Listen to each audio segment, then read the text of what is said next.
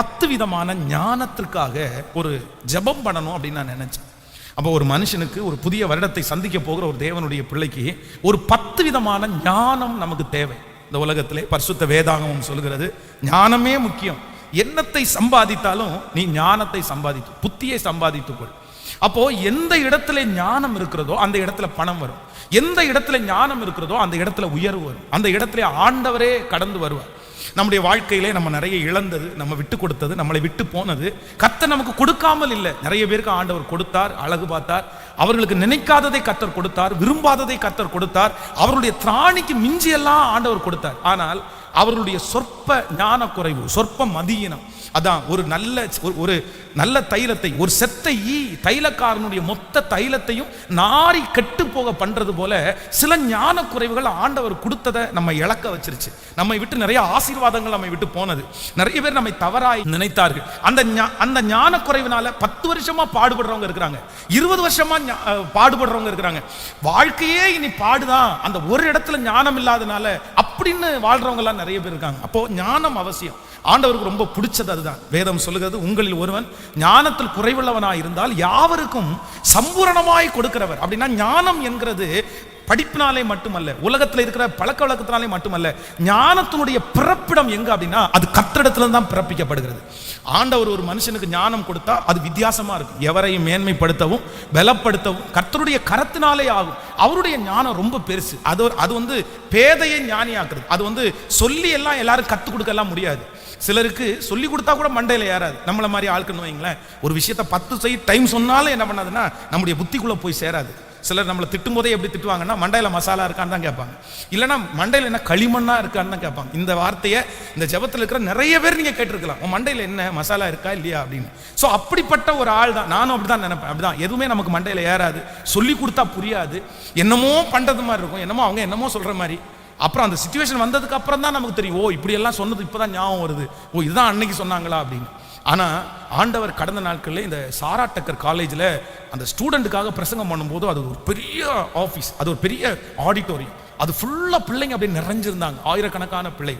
அப்போ அந்த பிள்ளைகளுக்காக பிரசங்கம் பண்ணும்போது என்னுடைய மனசில் அழுகையே வந்துருச்சு.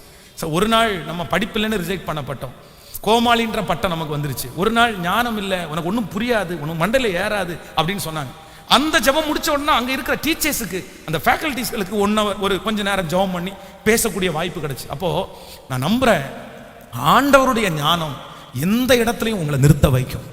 அது யாராலையும் கண்ட்ரோல் பண்ண முடியாது, யாராலையும் யூகிக்க முடியாது, யாரும் அதை நினைக்கவே மாட்டாங்க. ஆண்டவர், நான் நம்புறேன், அந்த களிமண் அப்படின்னு சொன்னாங்கல்ல, அவங்க முன்னாடி தான் கர்த்தர் ஞானவான்களா நிறுத்துவார். யார் உங்களை பேதன்னு சொன்னாங்களோ அவங்களுக்கு முன்னாடி தான் கர்த்தர் ஞானியா நிறுத்துவார். அந்த எந்த மனுஷனையும் ஞானியாய் நிறுத்தக்கூடிய ஒரு மிகப்பெரிய பவர் யார்கிட்ட இருக்குன்னா கர்த்தரிடத்துல இருக்குது. உங்க பிள்ளைங்க ஞானத்துல குறைவுள்ளவங்களா இருக்காங்களா, உங்க பிள்ளைங்க பேதையா இருக்காங்களா, உங்க பிள்ளைக்கு அறிவே இல்லைன்னு பட்டத்தை வாங்குறாங்களா, நான் நம்புறேன் அந்த அறிவை பெருக பண்ணி கொடுக்கிற, ஞானத்தில் ஐஸ்வர்யம் உள்ள, ஞானத்தில் பயங்கரமான, ஞானத்துக்கே உறைவிடமான கர்த்தரிடத்துல வந்தால் நான் நம்புறேன், நீங்க என்னென்ன ஞானம் கேட்குறீங்களோ சகல ஞானத்தையும் கர்த்தர் உங்களுக்கு தருவார். உங்க குடும்பத்தில் கர்த்தர் உங்களை ஞானிகளாய் கர்த்தர் நிறுத்த போகிறார். உங்கள் வேலை ஸ்தலத்தில் கர்த்தர் உங்களை ஞானிகளாய் நிறுத்த போகிறார். சத்தமாய் ஆமென் சொல்லுங்கள். எந்தெந்த இடத்துல நீங்கள் குறைவாய் ஃபீல் பண்ணீங்களோ அந்த இடத்துலலாம் தேவன் உங்களை தேறினவர்களாய் கர்த்தர் உங்களை நிறுத்த போகிறார். உங்கள் பிள்ளைகளை நிறுத்த போகிறார். உங்கள் ஞானத்தின் மூலமாய் கர்த்தர் உங்களுக்கு சகலவற்றையும் கொண்டு வந்து கர்த்தர் சேர்க்க போகிறார். எந்த காரியத்தில் நீங்கள் குறைவுள்ளவர்களை போல ஃபீல் பண்ணுகிறீர்களோ, எந்த காரியத்திலே ஐயோ இதுல ஒண்ணுமே எனக்கு தெரியலன்னு நினைக்கிறீங்களோ அந்த காரியத்திலே கர்த்தரே உங்களுக்கு கற்றுக் கொடுத்து, கர்த்தரே உங்களை புரிய வைத்து, கர்த்தரே உங்களுக்கு சொல்லி கொடுத்து, உங்கள் சத்துருக்களை பார்க்கலும் கர்த்தர் உங்களை ஞானவான்களாய் கர்த்தர் நிறுத்த போகிறார். உங்களுக்கு படித்து கொடுத்தவர்களை காட்டிலும் நீங்கள் நன்றாய் கரங்களை தட்டி ஆமென், உங்களுடைய டீச்சரை விட கர்த்தர் உங்களை, அதுதான் ஆண்டவருடைய பெரிய ஆசீர்வாதம். அப்போ எல்லாருமே இந்த வருஷம் தொடங்குறதற்கு முன்பாக இனி இருக்கிற இந்த 19 நாளைக்குள்ள நீங்க டெய்லி இந்த ஞானத்திற்காக ஜெபிக்கணும். அப்ப நான் வேதத்தை இந்த ஞானத்திற்காக நான் புரட்டி பார்த்தபோது இந்த யோசேப்பினுடைய வாழ்க்கையிலே அவன் ஒரு மிகப்பெரிய உயர்வை அடைந்தான். அவனுடைய ஆசீர்வாதங்கள் எல்லாம் சொல்லி முடியாதது. எல்லா இடத்திலையும் கர்த்தர் யோசேப்பு ஆசீர்வதித்தார். எல்லாருக்கும் முன்பாகவும் ஆண்டவர் அவனை ஆசீர்வதித்தார். யோசேப்பினுடைய ஆசீர்வாதத்தினுடைய பட்டியலை போடவே முடியாது. அந்த அளவுக்கு ஆண்டவர் பிறப்பில் மட்டுமல்ல மரணம் வரைக்கும் கர்த்தர் அவருக்கு அதிசயத்தை செய்தார். அப்போ இந்த யோசேப்புக்குள்ளே இருந்த 10 விதமான ஞானத்தை ஆண்டவர் என்னுடைய இருதயத்திலே கொடுத்தார். ஸோ அதுக்காக நம்ம இன்னைக்கு ஜெபம் பண்ண போறோம். முடிஞ்ச வரைக்கும் நான் 10ஐயும் வேகமா உங்களுக்கு சொல்ல போறேன். ஆமென் சொல்லுங்கள். நீங்க ஒன்னொன்னா அதற்காக என்ன பண்ணணும்னா ஜெபம் பண்ணணும். கையை உயர்த்தி ஒரு ஹல்லேலூயா சொல்லலாம். கரங்களை அசைத்து ஒரு ஹல்லேலூயா சொல்லலாம். நல்ல கையை அசைத்து ஒரு ஹல்லேலூயா சொல்லலாம். ஆமீன். எல்லாரும் சந்தோஷமாய் விழிப்பாய் இருக்கிறீர்கள் அல்லவா? ஆமீன். நம்பர் 1, முதலாவதாக ஒரு காரியத்தை நம்ம தியானிக்க போகிறோம். ஃபர்ஸ்ட், முதல் நம்ம ஜெபிக்கக்கூடிய ஞானம், இல்லைன்னா நம்முடைய யோசேப்புக்கு இருந்த முதல் ஞானத்தை குறித்து நீங்கள் 39ஆம் அதிகாரம், ஆதியாகமம் 39ஆம் அதிகாரத்தில் 2வது வசனத்தை வாசிக்க போகிறோம். 39ஆம் அதிகாரம் 2வது வசனம். கர்த்தர் யோசேப்போட இருந்தார், அவன் காரிய சித்தி உள்ளவனானான், அவன் எகிப்தியனாகிய தன் எஜமானுடைய வீட்டிலே இருந்தான். ஆண்டவருடைய பிள்ளைகளே, நம்பர் 1, முதலாவதாக இந்த யோசேப்புக்குள்ளே ஒரு ஞானம் இருக்கிறது. அவன் ஆசீர்வதிக்கப்பட, அவன் உயர்த்தப்பட, அவன் எதிரிக்கு முன்பாக சாட்சியாய் நிற்க, அவனுடைய குடும்பத்திலேயே நம்பர் 1 என்கிற பெயரை வாங்குவதற்கு இவனுக்குள்ளே இருந்த முதல் ஞானம் என்ன அப்படின்னா, கர்த்தரை குறித்த ஒரு ஞானம் அவனுக்குள்ளே இருந்தது. இந்த ஆண்டவருடைய பிள்ளைகளுக்கு முதல்ல நீங்க யாரை குறித்து உங்களுக்கு ஞானம் வேணும்னா, ஆண்டவரை குறித்த ஒரு அறிவு உங்களுக்கு வேணும். ஆண்டவரை குறித்த அறிவில்லாத ஒரு மனிதன் பலமாய் வாழ முடியாது. ஆண்டவரை குறித்த அறிவில்லாத ஒரு மனிதன் ஜெபிக்க முடியாது. ஆண்டவரை குறித்த அறிவில்லாத ஒரு மனுஷன் விசுவாசிக்க முடியாது. ஆண்டவரை குறித்த அறிவில்லாத ஒரு பிள்ளை பரிசுத்தமாய் வாழவே முடியாது. அப்போ நமக்கு ரொம்ப தேவையானது என்னன்னா, கர்த்தரை குறித்து நீங்க முதல்ல அறியணும். நீங்க இப்ப என்ன ஜெபிக்கணும்னா, ஆண்டவரே உங்களை குறித்து அந்த ஞானத்தை எனக்கு தாங்க, உங்களை குறித்து அறிகிற ஞானத்தை எனக்கு தாங்க. நீங்க சங்கீதக்காரனாகிய தாவீதை குறித்து வேதத்தில் வாசிக்கிறோம். அவனுடைய வாழ்க்கையிலே ராஜாவாய் வருவதற்கு எந்த தகுதியும் அவனிடத்திலே இல்லை. ஆனா ரொம்ப நேர்த்தியா ராஜ்யபாரம் பண்ணினான். காரணம் என்னன்னா, அவனுடைய வாழ்க்கையிலே முதல் அறிவு என்னன்னா, கர்த்தரை குறித்த ஒரு அறிவு இருந்துச்சு. கர்த்தர் என் மேய்ப்பராய் இருக்கிறார் அப்படின்ற அறிவு இருந்துச்சு. அவர் என்னை புல்லுள்ள இடங்களில் மேய்க்கிறார் அப்படின்ற ஒரு அறிவு இருந்துச்சு. அவர் என்னை அமர்ந்த தண்ணீரண்டையில் கொண்டு போய் விடுவார், அவருடைய கோல், அவருடைய தடி என்னை தேற்றும் அப்படின்னு ஆண்டவரை குறித்து அவன் அறிய அறிய அறிய பார்த்தீங்கன்னா அவனுடைய எதிர்காலம் ரொம்ப வெற்றியா முடிஞ்சிருச்சு. நான் என்னுடைய குடும்பத்தில் எத்தனையோ பேர் இருக்கிறார்கள். எங்க குடும்பத்தில் ஒரு அண்ணனை தவிர எல்லாருமே ரட்சிக்கப்பட்டார்கள். என் சொந்தங்கள் நிறைய பேர் ரட்சிக்கப்பட்டார்கள். ஆனா நான் நம்புறேன், நிறைய பேர் என்னை போல இல்லை, என்னை போல மாறல. ஏன் அப்படின்னா, அவர்கள் ஆண்டவரை குறித்து நிறைய பேர் அறிஞ்சுக்கிறதுக்கு ஆசைப்படல, தெரிஞ்சுக்கிறதுக்கு ஆசைப்படல. ஆனால் கர்த்தருடைய சமூகத்திலே பெருமைக்காக சொல்லல, சின்ன வயசுலயே ஆண்டவரை குறித்து நிறைய அறியணும்னு நினைச்சேன். ஆண்டவரே உங்க அன்பு எவ்வளவு பெருசு, ஆண்டவரே, ஆண்டவரே உங்களுடைய ஆசீர்வாதம் எவ்வளவு பெருசு, உங்களுடைய நேசம் என் மேல வச்சிருக்கிற விருப்பம் எவ்வளவு பெருசு, நீங்க என்ன எப்படியெல்லாம் செய்ய முடியும். அப்போ ஆண்டவரை குறித்து அறியணும் அறியணும். இன்றைக்கு எல்லாரும் ஜெபிங்க, ஆண்டவரே 2023வது வருஷம் நான் உங்களை குறித்து அறியணும். உங்க பிள்ளைகள் முதல்ல பாட புத்தகத்தை அறிஞ்சுக்கிறதுக்கு முன்னாடி இயேசுவை குறித்து அவன் அறியணும். நான் நம்மளை இயேசுவை குறித்து அறிந்த பிள்ளை எந்த இடத்துல போனாலும் கண்டிப்பாக அவன் நிற்பான், அவனை நிற்க வைப்பார் கர்த்தர். நீதிமானுடைய சன்னதி அப்பத்துண்டுக்கு இறந்து திரிந்ததை கண்டதே இல்லை. ஆண்டவருடைய பிள்ளைகளை இன்றைக்கு கேளுங்கள், ஆண்டவரே உங்களை குறிச்ச அறிவை எனக்கு தாங்கப்பா. அதைத்தான் பெர்க்மன்ஸ் ரொம்ப அழகாய் அவங்க பாடுறாங்க. இன்னும் உம்மை அறியணுமே, இன்னும் கிட்டி நான் சேரணுமே. எல்லாரும் கைகளை உயர்த்தி இந்த முதல் ஜெபக்குறிப்புக்காக ஜெபிக்கலாம். ஆண்டவரே எனக்கு உம்மை அறிகிற ஞானத்தை எனக்கு தாரும். சத்தத்தை உயர்த்தி ஜெபிங்கலாம் பார்க்கலாம். ஹல்லேலூயா, ஸ்தோத்திரம் ஸ்தோத்திரம் ஸ்தோத்திரம். ஆண்டவரே உம்மை குறித்த அறிவு, உம்மை குறித்த முழு பலத்தோடு கூட உங்களை பற்றி நான் நிறைய தெரிஞ்சுக்கணும். ஆண்டவரே உங்களுடைய வல்லமையை நான் தெரிஞ்சுக்கணும். ஆண்டவரே உங்க இரக்கத்தை நான் தெரிஞ்சுக்கணும், உங்க அன்பை நான் தெரிஞ்சுக்கணும். ஆண்டவரே உங்களுடைய அசைவாடுதல், உங்களுடைய உயர்வு, உங்களுடைய வெற்றி. அப்பா நீங்க யார், கர்த்தர் யார், கர்த்தர் யார், கர்த்தர் யார் அப்படின்றத தெரிஞ்சுக்கக்கூடிய கிருபையை தாங்கப்பா. ஆமேன் சொல்லுங்கள். வேதத்திலே கர்த்தருக்காக வைராக்கியம் பாராட்டினவர்கள், பெரிய அச்சீவ்மெண்ட் பண்ணவங்க, பெரிய தலைவர்களாக நின்றவங்க, இவங்களிடத்துல இருந்த ஒரு மிகப்பெரிய குவாலிட்டியே என்ன அப்படின்னா, அவங்க ஆண்டவரை குறித்து நிறைய அறிஞ்சிருந்தாங்க. அதனாலதான் அவங்களுக்கு எதுவுமே வரல. தானியேலை குறித்து வேதம் சொல்கிறது, சிங்க கெபிக்கு போடப்படுவதற்கு முன்பாக அவன் பயப்படவே இல்லை.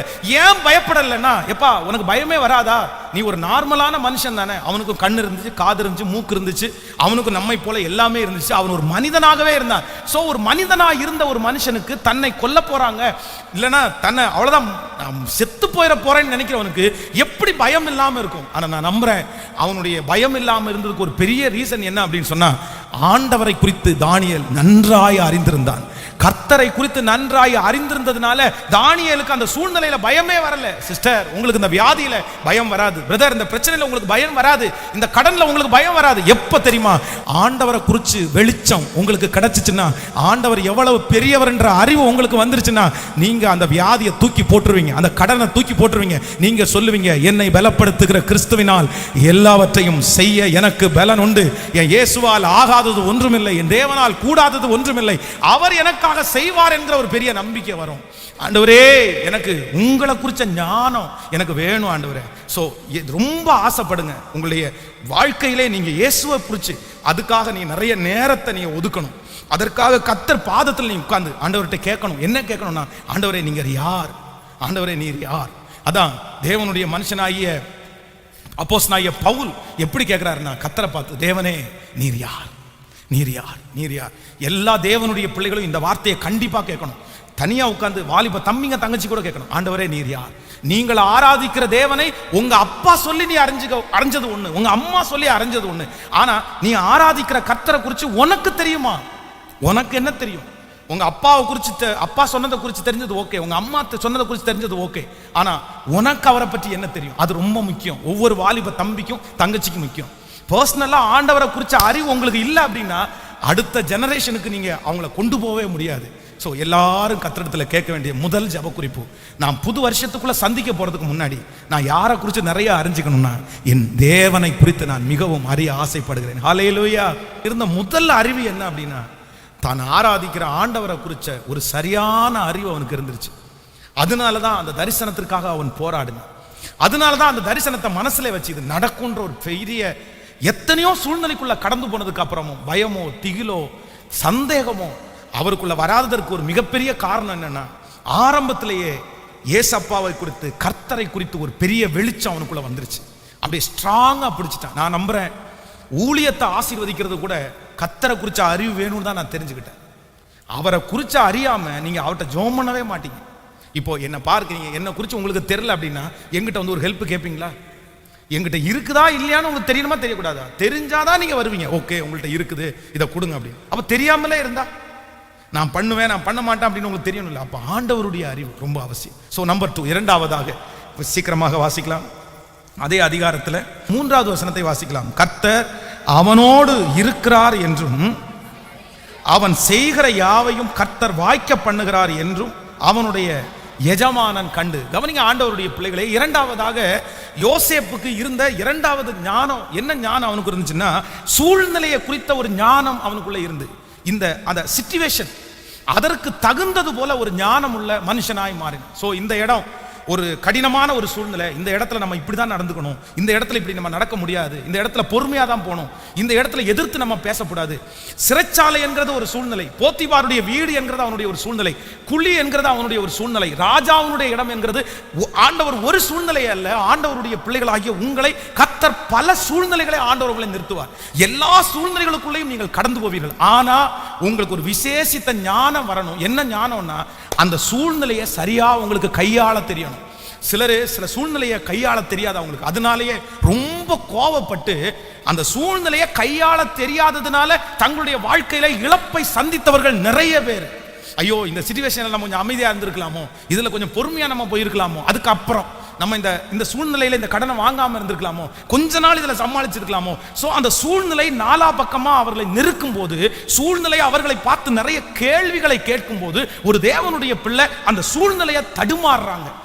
சிலர் அவிசுவாசத்துக்கு போறாங்க, சிலர் ஜெபத்தை மறந்துடுறாங்க, சிலர் பின்மாற்றத்திற்கு போயிடுறாங்க, சிலர் மனசை விட்டுறாங்க, சிலர் எல்லாத்தையும் இழந்து தற்கொலை பண்ற அளவுக்கு போயிடுறாங்க. இல்ல, சூழ்நிலையில குறித்து கர்த்தர் இப்ப என்ன வச்சிருக்கிறார் அப்படின்ற சூழ்நிலையை குறித்த ஒரு அறிவு ஆண்டவருடைய பிள்ளைகளுக்கு எப்பவுமே வேணும். ஆமென் சொல்லுங்க. ஆண்டவருடைய பிள்ளையே, இந்த ஜெபத்தில் இருக்கிற உங்களை ஆண்டவர் ஏதோ ஒரு சூழ்நிலையில கொண்டு போகலாம். ஆனா இந்த சூழ்நிலையை குறித்த ஒரு அறிவு ஞானம் உங்களுக்கு இருக்குமானால், நான் நம்புறேன் இதிலே நீங்கள் தப்புவிப்பீர்கள், இதிலே நீங்கள் ஜெயிப்பீர்கள். இதன் மூலமாய் வருகிற ஒரு பெரிய ஆசீர்வாதத்தை உங்கள் கண்கள் காணும். இந்த சூழ்நிலையினுடைய முடிவு உங்களுக்கு சாட்சியாய் மாறும். எத்தனை பேர் விசுவாசிக்கிறீர்கள்? கர்த்தர் நம்முடைய வாழ்க்கையிலே அனுபவிக்கிற அத்தனை சூழ்நிலைகளும் சாட்சிக்காகவே தேவனாகிய கர்த்தர் மாற்றுவார். அந்த சூழ்நிலையிலே 2023வது வருஷம் கர்த்தர் நம்மை சாட்சியாகவே கர்த்தர் நிறுத்துவார். ஹல்லேலூயா. கைகளை அசைத்து ஒரு ஹல்லேலூயா சொல்லலாம். அந்த சூழ்நிலையை அழகா புரிஞ்சுக்கணும் பாருங்களேன். இப்போ தாவீதுடைய மகனாகிய அப்சலோம் மரித்து போன செய்தியை தாவீதிற்கு கேள்விப்படுறான். என்னதான் இருந்தாலும் பெத்த மகன், அதுவும் ரொம்ப அழகான பிள்ளை, அவனுடைய உச்சம் தலை முதல் உள்ளங்கால் வரைக்கும் ஒரு பழுதுமே இல்லையாம, அவ்வளவு பர்ஃபெக்டான பிள்ளை. அப்ப தாவீதுக்கு அவன் மேல ஒரு பெரிய பாசம் வருது. தன்னுடைய பையன் தனக்கு விரோதமாக எழும்பிதான் செத்தே போயிட்டான், அது தெரியுது. ஆனா இப்போ சொல்றாங்க, சொன்ன உடனே என் மகனாகி அப்சலோமே, உனக்கு பதிலாக நான் செத்துருந்தா நல்லா இருக்குமேடா, நீ இப்படி இந்த வயசுல செத்து போனியடா அப்படின்னு அவங்க அப்பா ரொம்ப அழுறாரு, அப்படியே கெஞ்சுறாரு. ஆனா அவனுடைய வேலைக்காரன் ராஜாவிட்ட சொல்றாரு, இதை பாருங்கய்யா, நீங்க உங்க பிள்ளை மேல பாசம் வச்சிருக்கிறதெல்லாம் ஓகே தான், ஆனா இப்ப இருக்கிற சிச்சுவேஷன் என்ன அப்படின்னா, உங்களுக்காக தான் இத்தனை ஜனங்களும் உங்க பிள்ளைகிட்ட சண்டை போட்டிருக்காங்க. அவங்க குடும்பத்தை விட்டு தேசத்தை விட்டு எத்தனையோ பேர் மரிச்சிருக்காங்க. இந்த நாள் துக்கமா இருக்க வேண்டிய நாள் இல்லை, இது சந்தோஷமா இருக்க வேண்டிய நாள். நீங்க கொஞ்சம் வாங்க, நீங்க எத்தனையோ பேர் உங்களுக்காக போராடி செத்து போயிட்டாங்க, அவங்க எல்லாம் உங்களுக்கு தேவையில்லை, உங்க மகன் செத்து போனதான் உங்களுக்கு கவலையா இருந்துச்சுன்னா அவங்க தப்பா நினைக்க மாட்டாங்களா அப்படின்ற ஒரு காரியத்தை அவன் சொல்றான். சொன்ன உடனே கரெக்டா அந்த சூழ்நிலையை அவர் மேட்ச் பண்றாரு பாருங்க. ஆமா, இந்த நேரத்துல பையன் இறந்த அந்த வருத்தம் பெரிய வருத்தம், அது மனசுல இருக்குது. பையனுக்காக அழுறது தப்புன்னு ஒருத்தர் சொல்றாரு. ஆனா ராஜாவா இருந்ததுக்கு அப்புறம் கூட எனக்கு தெரியும் அப்படின்னு சொல்லல. ஆமாப்பா, உண்மைதான்ப்பா. அந்த சூழ்நிலையை புரிஞ்சு கொண்டு ஜனங்களை ஆறுதல் படுத்தி, சரிப்பா எல்லாரும் போலாம் அப்படின்னு அவர் கூட்டிட்டு போறாரு. அப்ப ஆண்டவருடைய பிள்ளைகளே, இந்த சூழ்நிலையை சரியாக கையாள தெரியாட்டா நம்ம போஸ்டிங்லையும் ஆசீர்வாதத்திலையும் இருக்கவே முடியாது. இந்த யோசேப்பு ரொம்ப நல்லா அறிஞ்சுக்கிட்டது என்ன அப்படின்னா, அந்த இடத்துக்குள்ள போனான் பாருங்க. சரி, ஓகே, ஒரு சர்வே பண்றான் பாருங்க. அவனுடைய கண் அப்படியே பாக்குது, அவனுடைய சிந்தை அப்படியே யோசிக்குது. ஓகே, இவர் இப்படி கோபமா இருக்கிறாரா, இவர் இப்ப கோபமா இருக்கிறாரா, இந்த மேனேஜர் பிரச்சனையா, ஓகே, இவங்க பொறாமப்படுறாங்களா, ரைட், இந்த இடத்துல என்ன பண்ணணும், நம்ம இந்த இடத்துல என்னத்துக்காக வந்தோம், இதுல நம்முடைய நோக்கம் என்ன, இதுல வர்றதுக்கு என்ன காரணம், நம்ம இதுல கோவப்படலாமா படக்கூடாதா, இந்த இடத்துல அமைதியா போகணுமா பேசணுமா, அந்த சூழ்நிலையா தெரிஞ்சுக்கிட்டு எல்லாத்தையும் தன்னுடைய கண்ட்ரோல்ல ஆண்டவருடைய கிருபையில கொண்டு வந்தான் பாருங்களேன். இன்றைக்கு உங்களுக்கு கர்த்தர் ஒரு அபிஷேகம் தரணும். நான் நம்புறேன், உங்களை எங்க கொண்டு வச்சாலும் அங்க ஜெயிச்சுட்டு தான் நீங்க திரும்பி வரணும், அங்க வெற்றி அடைஞ்சிட்டு தான் திரும்பி வரணும், அங்க சாட்சியா தான் நீங்க திரும்பி வரணும். சத்தமாய் ஆமென் சொல்லி கரங்களை தட்டி, உங்க பிள்ளைகளும் அப்படித்தான், வாலிப தம்பிகளும் தங்கச்சிகளும் அந்த சூழ்நிலையை கையாளக்கூடிய ஒரு அபிஷேகத்தை கர்த்தர் இன்னைக்கு இந்த கரங்களை தட்டும் போதே உங்களுக்கு தரட்டும். அந்த மனுஷனை கையாளக்கூடிய கிருபையை கர்த்தர் உங்களுக்கு தரட்டும். ஸ்தோத்திரம், ஸ்தோத்திரம், ஸ்தோத்திரம். ஆண்டவரே, இனி என் வாழ்க்கையில இருக்கிற எல்லா சிச்சுவேஷனையும் நான் ரொம்ப அழகா நடத்தணும். ஆமென் சொல்லுங்கள். நல்லா கவனிங்க ஆண்டவருடைய பிள்ளைகளே. ஈசாக்கு தன்னுடைய மனைவியோடு விளையாடி கொண்டிருந்ததை யார் பார்த்துருக்காமா? அந்த நாட்டினுடைய ராஜா பார்த்தானாமா, விளையாடி கொண்டிருக்கிறத பார்க்கிறான். அப்போ இவங்க ரெண்டு பேருக்குள்ளேயும் ஒரு பெரிய அந்யோன்யம், ஒரு பெரிய ஐக்கியம் இருந்திருக்கிறது. இது எப்படி நடக்குதுன்னு பாருங்க, நல்லா கவனிங்க. ஈசாக்குனுடைய அம்மா இறந்து போயிட்டாங்க. சாராள் தன்னுடைய கையிலே பொத்தி பொத்தி பொத்தி பொத்தி வளர்த்த பையன். ஆபிரகாம் ஒரு காலத்துல ஈசாக்க பலி செலுத்த போனதுக்கு அப்புறம் நான் நம்புறேன், சாராய்க்கு அந்த அளவுக்கு ஆபிரகாமோட அனுப்புறதுக்கு என்ன இருந்திருக்காது. நீர் கொன்னாலும் கொண்டு விடுவியா பையனை கொண்டு போய், என்கிட்ட கேட்காம இவ்வளவு தூரம் கூட்டிட்டு போயிருக்கிறீரா, ஆண்டவர் சொன்னார் அப்படின்னு ஒருவேளை அவனை பக்கத்துல வச்சுட்டாங்க. இப்போ ஈசாக்கினுடைய மனசுக்குள்ள அம்மா இறந்த துக்கம் ரொம்ப அதிகமா இருக்குது. எப்ப பார்த்தாலும் அம்மாவுடைய நினைப்பே வருது. அம்மா கொடுத்த சாப்பாடு, அம்மா கொடுத்த ஊட்டி விட்ட சாப்பாடு, மீன் குழம்பு எல்லாம் ஞாபகம் வந்துட்டே இருக்குது. இப்போ மனைவி புதுசா வர்றாங்க, ஆனா அவருக்கு என்ன குறை இல்லை, அந்த வீட்டுக்கு போனா சோகமா இருக்குது. நீங்க வசனத்தை வாசிக்கும் போது ரொம்ப அழகா தெரியும். இந்த ரெபேக்காள் அந்த வீட்டுக்கு வந்த உடனே ஈசாக்கு தன் தாய்க்காய் கொண்டிருந்த துக்கம் நீங்கி ஆறுதல் அடைந்தான். அப்போ அந்த ரெபேக்காளுக்கு ஒரு பெரிய பவர் இருக்கு பாருங்களேன். தன்னுடைய கணவனார் இப்ப அம்மாவை இழந்த அந்த டென்ஷன்ல இருக்கிறாரு. அவரை நம்ம ரொம்ப டென்ஷன் படுத்தக்கூடாது. அம்மா இருக்கிற ஸ்தானத்துல நம்ம வந்துட்டோம்னா நம்மளை அவர் நேசிக்க ஆரம்பித்துவார்ன்ற ஞானத்தினால அவரை பாருங்களேன், அவங்க அம்மாவுடைய துக்கம் மறக்கிற மாதிரி பண்ணிட்டாங்க. நம்ம பிள்ளைங்களை யாராவது கல்யாணம் பண்ணி அனுப்பிட்டோம்னா என்ன பண்ணுவாங்க பாருங்களேன். போய் முதல் வேலையா, ஐயோ அவர் எடுத்தா அம்மான்றாரு, உட்கார்ந்தா அம்மான்றாரு, ஒரே அம்மா அம்மா அம்மா அம்மான்றாரு. நமக்கு அங்க மரியாதையே கிடையாது. நம்ம குளம் பண்ணா அம்மான்றாரு, நம்ம சாரி கட்டினா அம்மான்றாரு. நான் ஒரு காலத்துல அம்மாவே கட்டிக்கொண்டு வேற சொல்லிவிட்டேன் அப்படின்னு வேற. நம்ம நிறைய பேர் நமக்கு பொறுக்காது, என்ன அம்மா அம்மான்றீங்க, சும்மா அம்மா அம்மான்னு. யாருக்கும் அம்மா இல்லையா, எல்லாருக்கும் அம்மா இல்லையா. நமக்கு அந்த சிச்சுவேஷனை என்ன பண்ணா தெரியாது, பல பேருக்கு கையாளவே தெரியாது. அங்க ஒரு ரெண்டு சண்டையை போட்டு முதல்ல உங்க அம்மா இந்த வீட்டுல இருந்து துரத்தினாதான் வேலைக்கு ஆகும். நீ அவ இருக்கிற வரைக்கும் நம்ம சாப்பாடை நீ ரசிக்க மாட்ட, அதனால அம்மாவை துரத்துறதுக்கு என்ன வழி அப்படின்றத யூடியூப்ல தேடிட்டு இருப்போம் நம்ம நிறைய பேர். மாமியாரை வீட்டை விட்டு துரத்துவதற்கு ஏதாவது ஐடியா இருக்கா அப்படின்ற மாதிரி. ஆமா, அப்ப அந்த சூழ்நிலையை நம்ம வந்து எதிர்த்து தான் நிற்போம். அந்த சூழ்நிலையை வந்ததை வந்து இதுல என்ன பண்ணணும், என்ன செய்யணும், எப்படி மேற்கொள்ளணும் தெரியாது. எடுத்த உடனே அந்த சூழ்நிலைக்கு எதிராக எனக்கு வரக்கூடாது, எனக்கு எப்படி வரக்கூடாது. ஆனா ஞானம் என்ன அப்படின்னா, ஆண்டவரத்தில் எல்லாரும் கேட்கணும், ஆண்டவரே எந்த சூழ்நிலைக்குள்ள எனக்கு கொண்டு போனாலும் அந்த சூழ்நிலையை ஜமாளிச்சு நான் வாழக்கூடிய கிருபையை கர்த்தர் எனக்கு தாரும் ஆண்டவரே. ஹல்லேலூயா. வேதம் சொல்லுது, தேவனுடைய மனிதனாகிய ஈசாக்கை குறித்து வேதம் சொல்லுது, அவன் அந்த சூழ்நிலையை பாருங்க, தன்னுடைய தாயாரை மாதிரி தன்னுடைய மனைவி நேசிக்க ஆரம்பிச்ச உடனே ரைட் ஓகேப்பா ஓகே நமக்கு ஒரு நல்ல மனைவி கொடுத்தாங்க. அப்பவும் தன்னுடைய மனைவி என்னதான் சாப்பாடு பண்ணி கொடுத்தாலும் என்னதான் பண்ணினாலும் ஆமா என்னதான் வந்தாலும் நான் மாற மாட்டேன் அப்படின்னு நினைச்சிருந்தா அந்த சிச்சுவேஷன் சரியா இருக்குமா?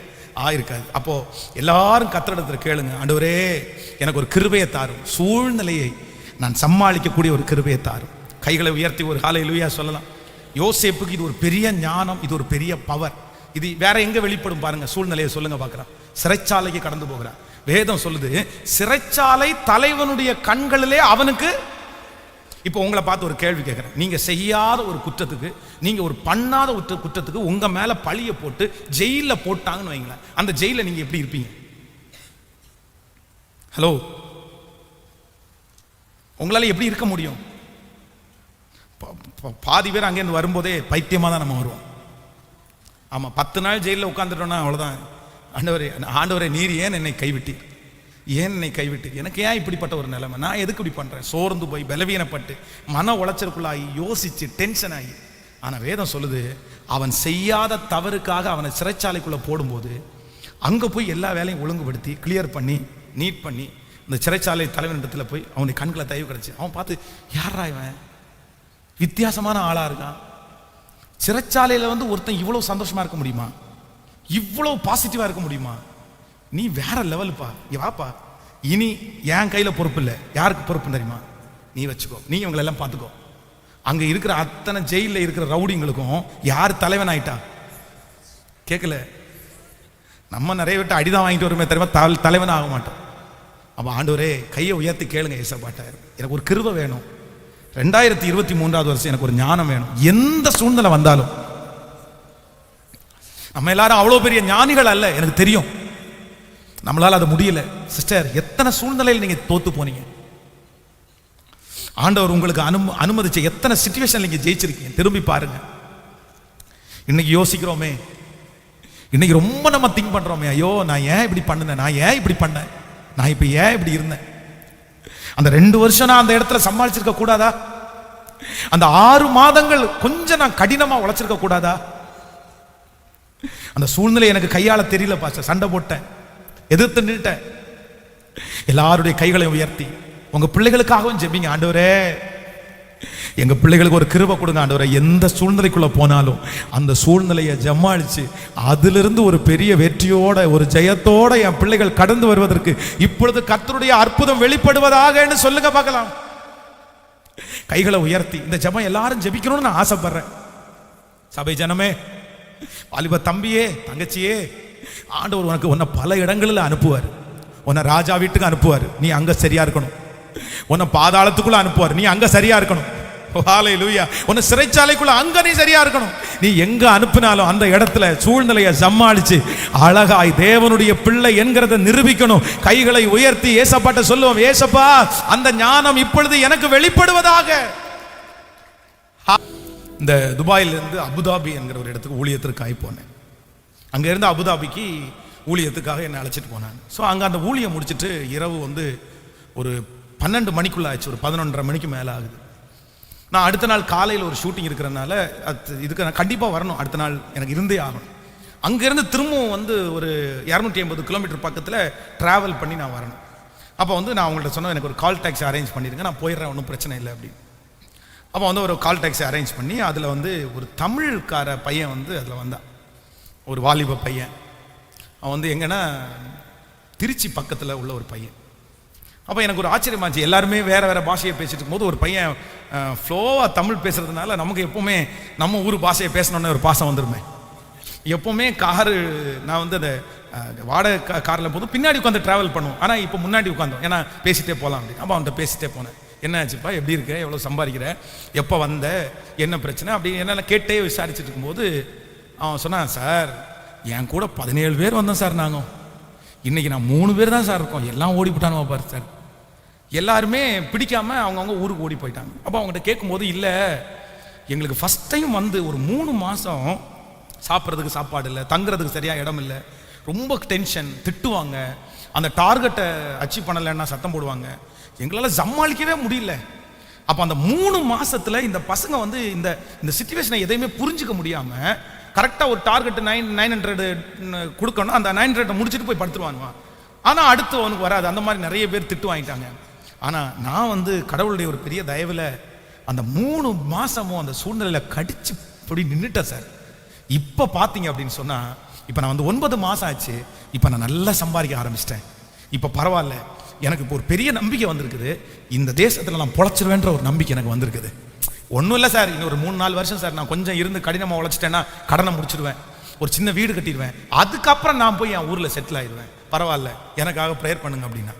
அப்போ நான் நம்புகிறேன் 17 பேர் போனதில் 3 பேர் தான் என்ன நினச்சிக்காங்கன்னா, அந்த சூழ்நிலையை சமாளிக்கிறதுக்கு ஞானம் அவங்களுக்கு இருந்திருக்கு. மற்ற பிள்ளைகளுக்கு அந்த ஞானம் இல்லாததுனால இங்கேருந்து 2 லட்சம் ரூபாய் கடனாகி போய் அங்கே போய் 1 லட்சம் ரூபாய் கடனாகி இப்போ கடன் மேல் கடனாக மாறிடுச்சு. இனி எப்படி கட்டுவாங்க, என்ன பண்ணுவாங்கன்னு தெரியாது. சூழ்நிலையை சமாளிக்க தெரியல அப்படின்னா நம்ம நிறைய இழந்துருவோம். இன்னைக்கு வீட்டில் போய் எழுதி வைங்க, ஆண்டவரே என் சூழ்நிலைகளை சமாளிப்பதற்கு எனக்கு ஞானத்தை தாரும் ஆண்டவரே. ஹல்லேலூயா. கைகளை அசைத்து ஒரு ஹல்லேலூயா. ஸோ நம்பர் 3, மூன்றாவதாக ஒரு வசனத்தை, எல்லாம் சொல்ல முடியும்னு தெரில எனக்கு, மூன்றாவதாக ஒரு வசனத்தை வாசிக்க போகிறோம். 4வது வசனத்தை, 39ஆம் அதிகாரம் 4வது வசனம். யோசேப்பினிடத்தில் தயவு வைத்து அவனை தனக்கு ஊழியக்காரனும் தன் வீட்டிற்கு விசாரணைக்காரனும் ஆக்கி தனக்கு உண்டான யாவற்றையும் அவன் கையில் ஒப்புவித்தான். நன்றாய் கவனிங்கள் ஆண்டவருடைய பிள்ளைகளே. இப்போ நம்பர் 3, மூன்றாவதாக இந்த யோசேப்புக்கு ஒரு நல்ல ஞானம் இருக்குது. என்ன ஞானம் அப்படின்னா, தன்னுடைய வேலையை குறித்து ஒரு ஞானம் இருக்கிறது, தன்னுடைய ஒர்க்கை குறித்து ஒரு ஞானம். அப்போ ஆண்டவருடைய பிள்ளைகள் அடுத்த இடத்திற்காக ஆயத்தமாகிற பிள்ளைகள் கர்த்தரிடத்தில் என்ன ஞானத்திற்காக கேட்கணும்னா, இது ரொம்ப முக்கியமான ஒன்று. உங்களுடைய வேலையை குறித்து ஒரு ஞானம் கண்டிப்பாக அவசியம். இந்த உலகத்துல கண்டிப்பா நீங்க வேலை செய்யணும், நீங்க பிழைக்கணும், நீங்க சம்பாதிக்கணும். பணம் இருந்து என்னதான் இருந்தாலும் காசு இல்லை அப்படின்னா இந்த உலகத்துல மதிப்பு நிறைய பேருக்கு இல்லை. ஸோ பணம் அவசியம், பணம் முக்கியமானது, அது உங்க கையில இருக்கணும். நீங்க பெரிய அளவில் இல்லைன்னா கூட யார்கிட்டையும் கையேந்தாத அளவுக்காவது உங்கள்கிட்ட இருக்கணும். ஸோ அதற்கு என்னன்னா, நிறைய பேருக்கு வேலையில ஞானம் இல்லை. சிலர்லாம் பார்த்தீங்கன்னா 10 தொழில் ஆரம்பிச்சு இப்போ 11வது தொழில் போயிட்டு இருக்குது. 8 வருஷத்துக்குள்ள 10 தொழில், 4 வருஷத்துக்குள்ள 12 தொழில். இது என்ன தொழில்? 2 மாசத்துல ஒரு தொழில இருந்து 3வது மாசத்துல அடுத்த தொழில மாறினா நான் நம்புறேன் உங்களால எப்படி நிலைவரமா இருக்க முடியும்? ஒரு தொழிலில் இருக்கிற கஷ்ட நஷ்டத்தை புரிஞ்சுக்கிட்டு அது டெவலப் ஆகிறதுக்கு என்ன வழி, அதுல இருந்து பிரான்ச், அதுல இருந்து அடுத்த டார்கெட்டுக்கு போலாமே தவிர இப்படி புடுங்கி நட்டா எத்தனை நாள்ல நீங்க வளருவீங்க, எத்தனை நாள் உயர்வீங்க? இன்னும் ஒரு கூட்டம் இப்படியா 12 வருஷத்துல 15 வேலை மாத்தியாச்சா, இன்னொரு கூட்டம் 25 வருஷமா ஒரே வேலை, ஒரே ஆபீஸ், அந்த பை கூட மாறாது பாருங்களேன். அந்த பைய கூட அதே பை, அந்த சாப்பாடு போட்டிருக்க அந்த டிஃபன் பாக்ஸ் அது கூட மாறாதுங்க. அதான் இயேசு கிறிஸ்து நேற்று இன்று மாறாதவர்னு கேள்விப்பட்டிருக்கிறேன். ஆனா உங்க ஜோல்னா பை மாறாதுன்றது இன்னைக்கு தாங்க கேள்விப்பட்டிருக்கிறேன். ஆமா, அப்படியே அதே போட்டு எப்ப பாருங்க அதிலேயே போட்டு போறது. சிஸ்டர் வேகையே மாற்ற மாட்டீங்களா? என்ன பாஸ்டர் பண்றேன், சம்பளம் ஏதாவது என்ன பாஸ்டர் பண்றேன். அப்ப நான் என்ன சொல்றேன்னா, அந்த வேலையை குறித்த ஆண்டவருடைய பிள்ளைகளுக்கு என்ன வேணும்? நான் நம்புறேன் அப்படியே இருக்காதீங்கன்றேன். நீங்க அப்படியே இருந்துராதீங்க. நீங்க உங்க வானத்தை போய் சண்டை போடுறதுக்கு நான் உங்களுக்கு சொல்லல, அந்த வேலையை விட்டு ஓடுங்கன்னு சொல்லல. நீங்க அந்த ஜோல்னா பையை தூக்கிட்டு போகும்போது ஒரு நாளாவது நினைச்சிருக்கீங்களா, இந்த ஜோல்னா பையை நான் எத்தனை நாள் தூக்கிட்டு போவேன், ஒரு நாளாவது எனக்கு அங்க சாப்பாடு கொடுக்குற மாதிரி ஒரு நாள் வராதா? ஸோ அப்போ நான் என்ன பண்ணணும், நான் என்ன செய்யணும், இன்னும் என்ன வேலை செய்யலாம், அடுத்த சம்பாத்தியத்துக்கு நான் என்ன பண்ணலாம், சரி இதை விட கொஞ்சம் அப்டேட் பண்ண ஒரு கம்பெனிக்கு போகலாமா, இன்னும் எனக்கு வேற மாதிரி கிடைக்குமா, இல்லைன்னா இந்த இடத்துல வேற போஸ்டிங் ஏதாவது இருக்கா, அந்த மாதிரி யோசிக்கிறேன் கேட்டா இல்லை. நான் குதிரைக்கு கடிவாளம் போட்டது மாதிரி ஒரே பார்வை எனக்கு நேர் ஓட்டில் அப்படி போயிட்டே இருப்பேன், திரும்பி வருவேன். இல்லை, இதுதான் வேலையினுடைய ஞானம் ஆண்டவருடைய பிள்ளைகள். ஒரு ஹோட்டலில் சாப்பிட்றதுக்காக போய் உட்காந்துருக்கிறேன். முன்னாடி ஒருத்தர் உட்காந்துட்டாரு. அவர் சாப்பாடு போடும்போது ஒரு சின்ன ஈ வந்து அந்த சாம்பாருக்குள்ளே கிடக்குது. உடனே அவர் ஒரு ஸ்பூன் எடுத்து அந்த ஈயை மட்டும் எடுத்து அந்த இலையில வச்சு அவருடைய மொபைல் ஒரு ஃபோட்டோ எடுத்தார். ஃபோட்டோ எடுத்த உடனே வெயிட்டரை கூப்பிட்டாரு. இங்கே வாப்பா, என்னப்பா இது ஈ, இப்போ ஃபோட்டோ எடுத்தேன், இதை அப்லோட் பண்ணனா உங்கள் ஹோட்டலுடைய பேர் கெட்டு போயிடும், பண்ணட்டுமா அப்படின்னு கேட்குறாரு. உடனே இந்த வெயிட்டர் என்ன இந்த சர்வ் பண்ணுறேன்னு சொன்னேன், பண்ணுங்க சார், என்ன செத்து கிடக்காதா, வீட்டில் முடி கிடக்குது அதெல்லாம் சாப்பிட்றீங்க, இங்கே ஒன்று வந்தோன்னே ஏன் சார் இப்படி பண்ணுறீங்க அப்படின்னு சொல்லிட்டு வாக்குவாதம் பண்ணுறான்.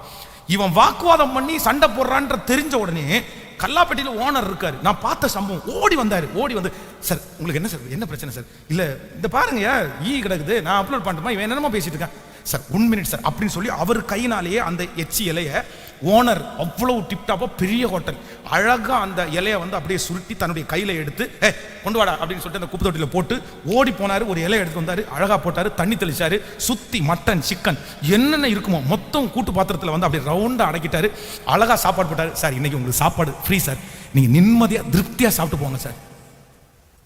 அப்படியே அந்த மனுஷன் வாயை அடைச்சு போயிட்டாங்க. இன்னைக்கு மட்டன் ஃப்ரீ, சிக்கன் ஃப்ரீ, எல்லாமே ஃப்ரீ சார், மீன் குழம்பு எல்லாமே ஃப்ரீ சார். மொத்தத்தையும் கொண்டு போய் அடைக்கிற அந்த மனுஷன் அதுக்கு மேல என்ன பேசுவான்னு நினைக்கிறீங்க?